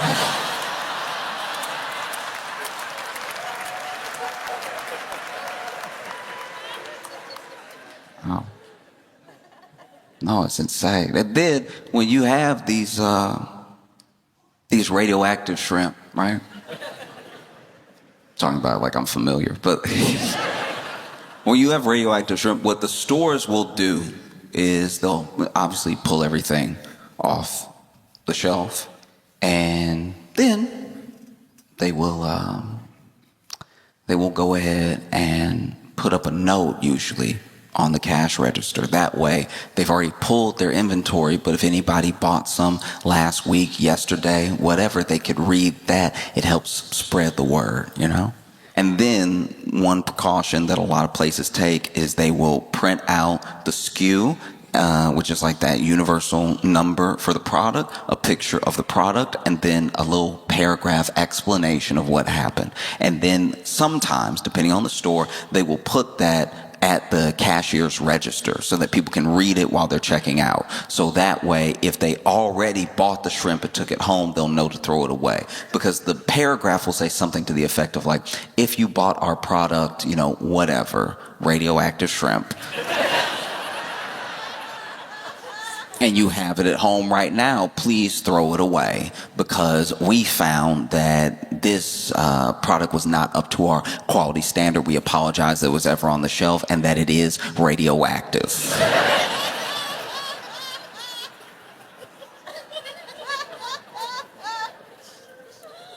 Thank you for your attention to this matter, and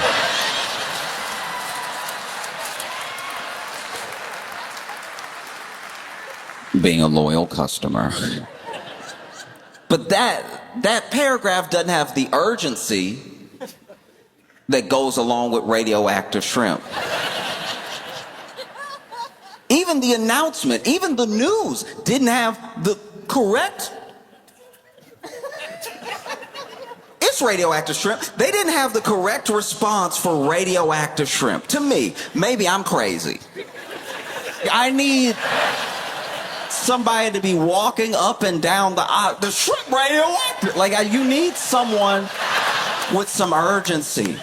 This printout is not doing it. And they know what they're doing because the toner, the ink on the printer not even good. So you barely see the image and then the letters are faded. So you're trying to read it and it's like a whisper. It's like reading a whisper in real time where they're like, hey, something with the shrimp. It's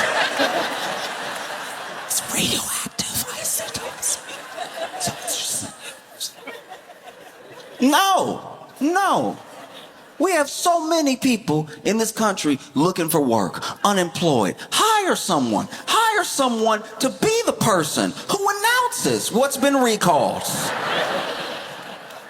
Walking up and down the store. I hope you didn't get the shrimp last week because the shrimp radioactive.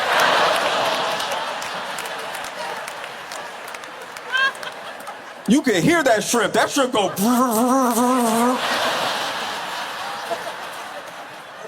Oh, watch out, the shrimp is...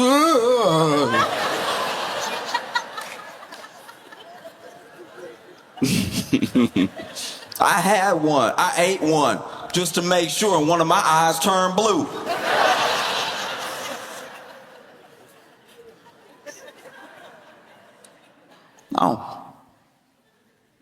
No, you gotta get up in there. You gotta do something more than just a printout that I'm probably not gonna see because admittedly, I'm looking at the Skittles.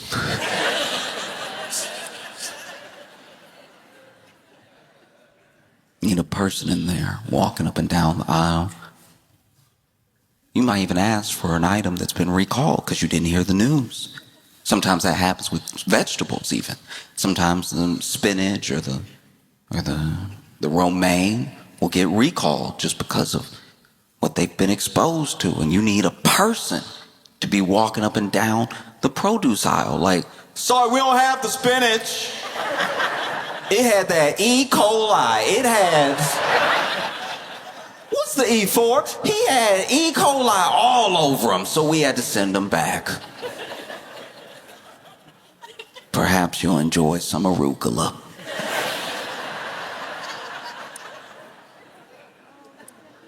They don't just scream, they're also helpful. I don't like to think of myself as a bigot, but when it comes to milk, I am pretty intolerant. I have a problem with milk being in my things. If I even hear milk is in a dish, I'm like, get them out of here.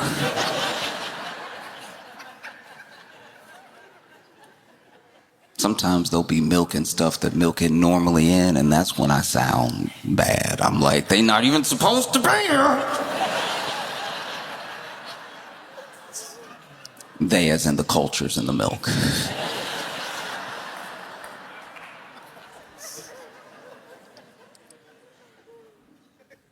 And I don't know. I've been watching this thing happen. They say that they're going to make America healthy again, but then they're like, oh, but you could just do a bunch of wild stuff you weren't doing before that definitely runs the risk of making you sick. There are people that are like, I want to drink my raw milk. Why can't I drink my raw milk? And it's like, okay. If just you drink the milk, I think that's fine. Genuinely, if somebody wants to drink raw milk and they're drinking raw milk and they're like, dude, this is what I want, that to me is not bad. That to me is how it should be. You want the raw milk, you drink that.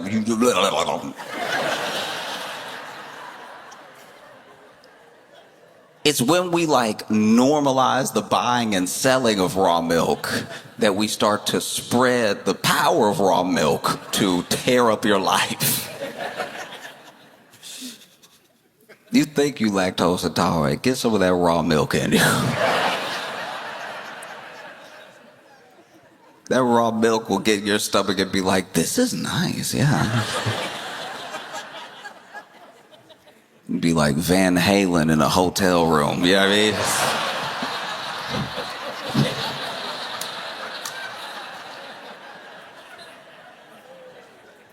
mean? Now you sitting there. Everybody told you not to drink the raw milk. They told you couldn't handle it. You're like, I'm going to handle it. Natural is the best way. I'm going to have my raw milk. And then 30 minutes later, oh.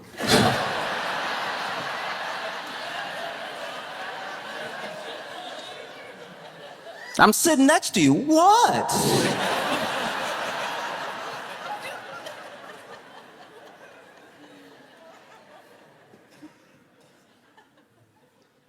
But truly, I think we don't put ourselves enough in the position of what it's like to take one of those products home that's been recalled, and maybe you don't watch the news. Maybe you didn't get the notification on your phone. Maybe you're trying to unplug because most news is pretty bad, and the notifications on your phone keep you on your phone, which is not a happy place because of how you use your phone and how the systems on your phone affect you, how the platforms, whether it's social or it's just the way that you lose attention to anything that you're doing for the phone. And so you try to disconnect, and then you go to Walmart again and you don't happen to see the printed out paper that is very, very faint. I'm not a scientist, but I imagine that if you put radioactive shrimp in the microwave,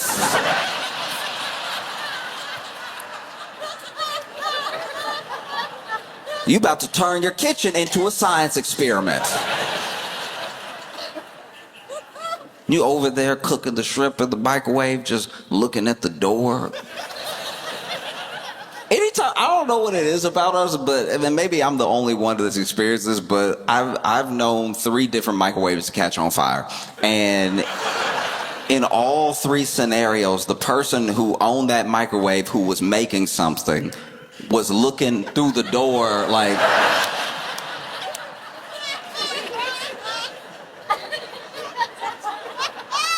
is that fire or is that just how it cook?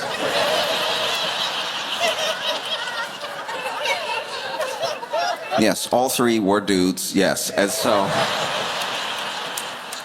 in that case, all 3 dudes were like, I don't know, you know, when you pop popcorn, the bag get big, I don't know.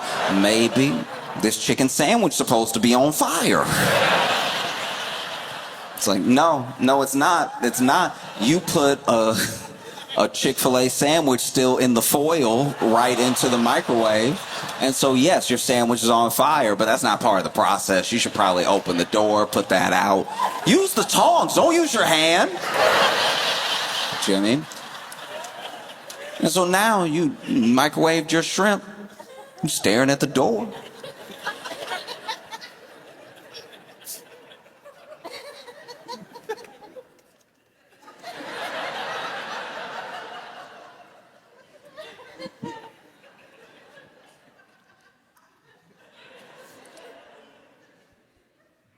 Why are they floating?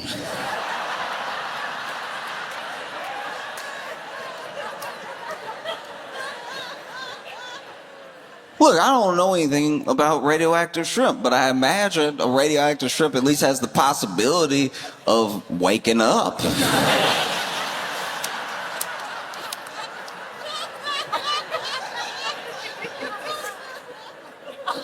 Imagine, you're a shrimp. You go on about your business, minding your own business, and then you get caught by some people from above. And somewhere along the line in your life, while you were down there in the water, or after you've been caught, you came across some radioactive material, not a usual part of the process. And then you end up at a facility where they bag you up with your brethren. They put great value on the bag.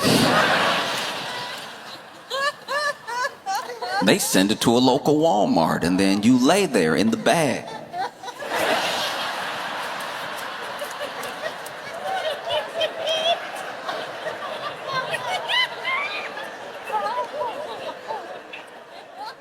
Somebody grabs the bag, somebody scans the bag, somebody bags the bag. They take you home. They open the bag into a bowl. They wash you off real quick like that's gonna do something. Everything wrong with you is on the inside.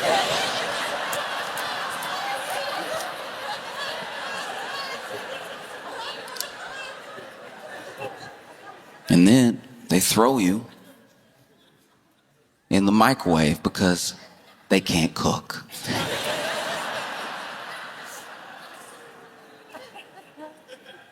And you laying there.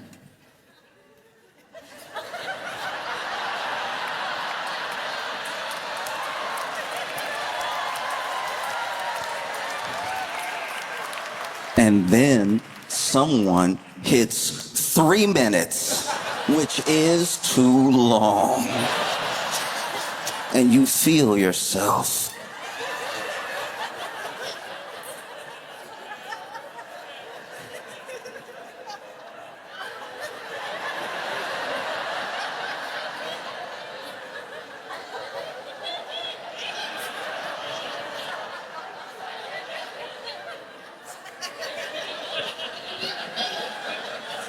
You open your eyes and you see a big old face. A big old face going.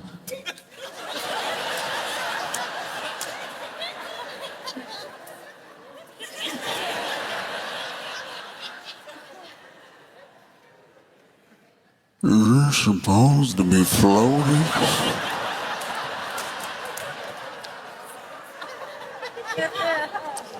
You can't really make it out. You don't speak English or shrimp, but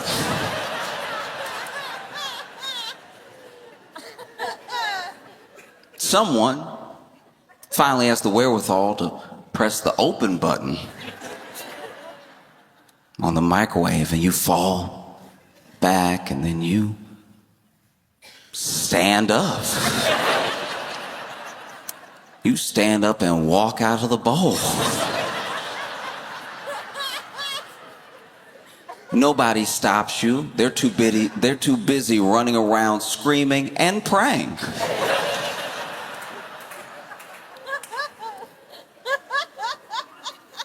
But something's happening.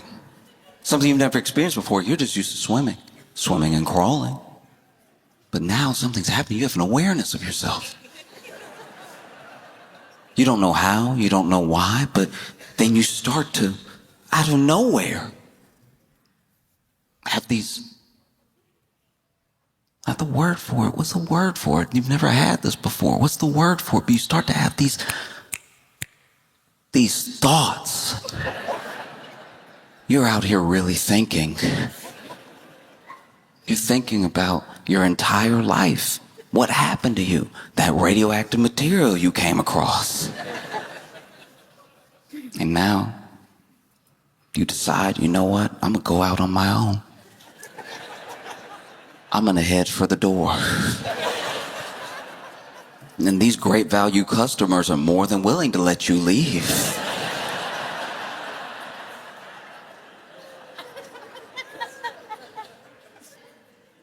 And you go out into the world.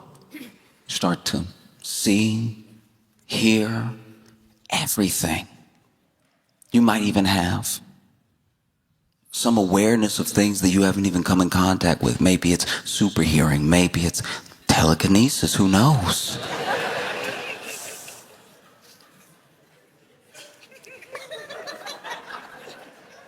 And you come across a newspaper. You read a newspaper. And you're terrified. Because with only having, an hour's worth of knowledge and understanding, you can tell that things are bad.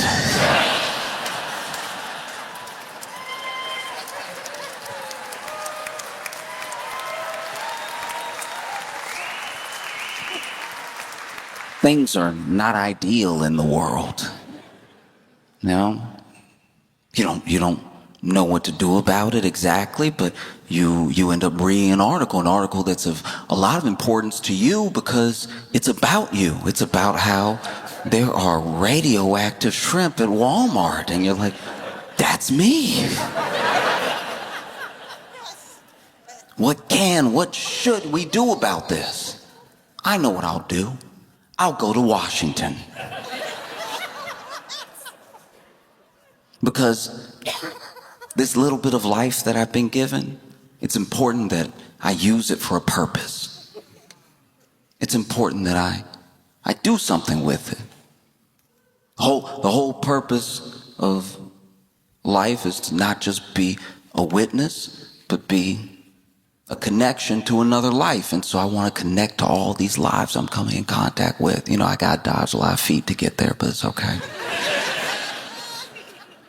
And so you go to Washington and you decide to go to what you potentially feel is the source of the problem. People have been loosening regulations. People have been lobbying the Food and Drug Administration. They've been gutting the EPA. They've been gutting every safeguard that the people have to be able to eat food that's not radioactive. And so, for whatever reason, you decide you're on the side of the people, and so you go to a house, one specific house, and you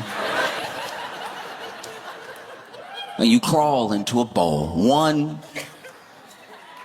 singular bowl, and you let yourself be eaten by the head of Health and Human Services.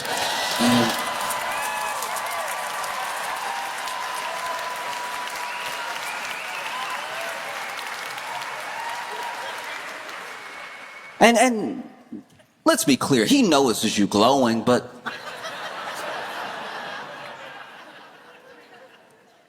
and it was a sacrifice that you made, and it's a sacrifice that was very gross. There was a lot of roadkill on the plate. Then you climbed onto a bed of rice in the bowl, and then, you get slurped down, and now you're down there in RFK Jr.'s stomach. And you're surrounded by something. You don't know what it is, but after a while, because of all of this knowledge you've absorbed over your short lifetime, you realize, raw milk. Ugh.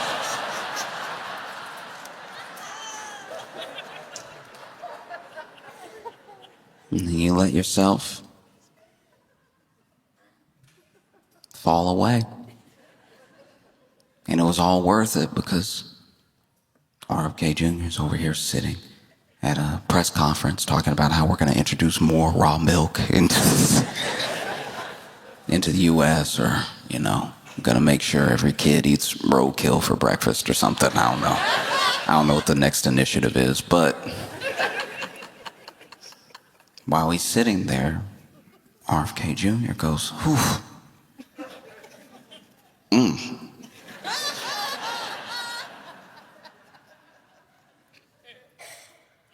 Yo, my stomach hurts. It was the best you could do.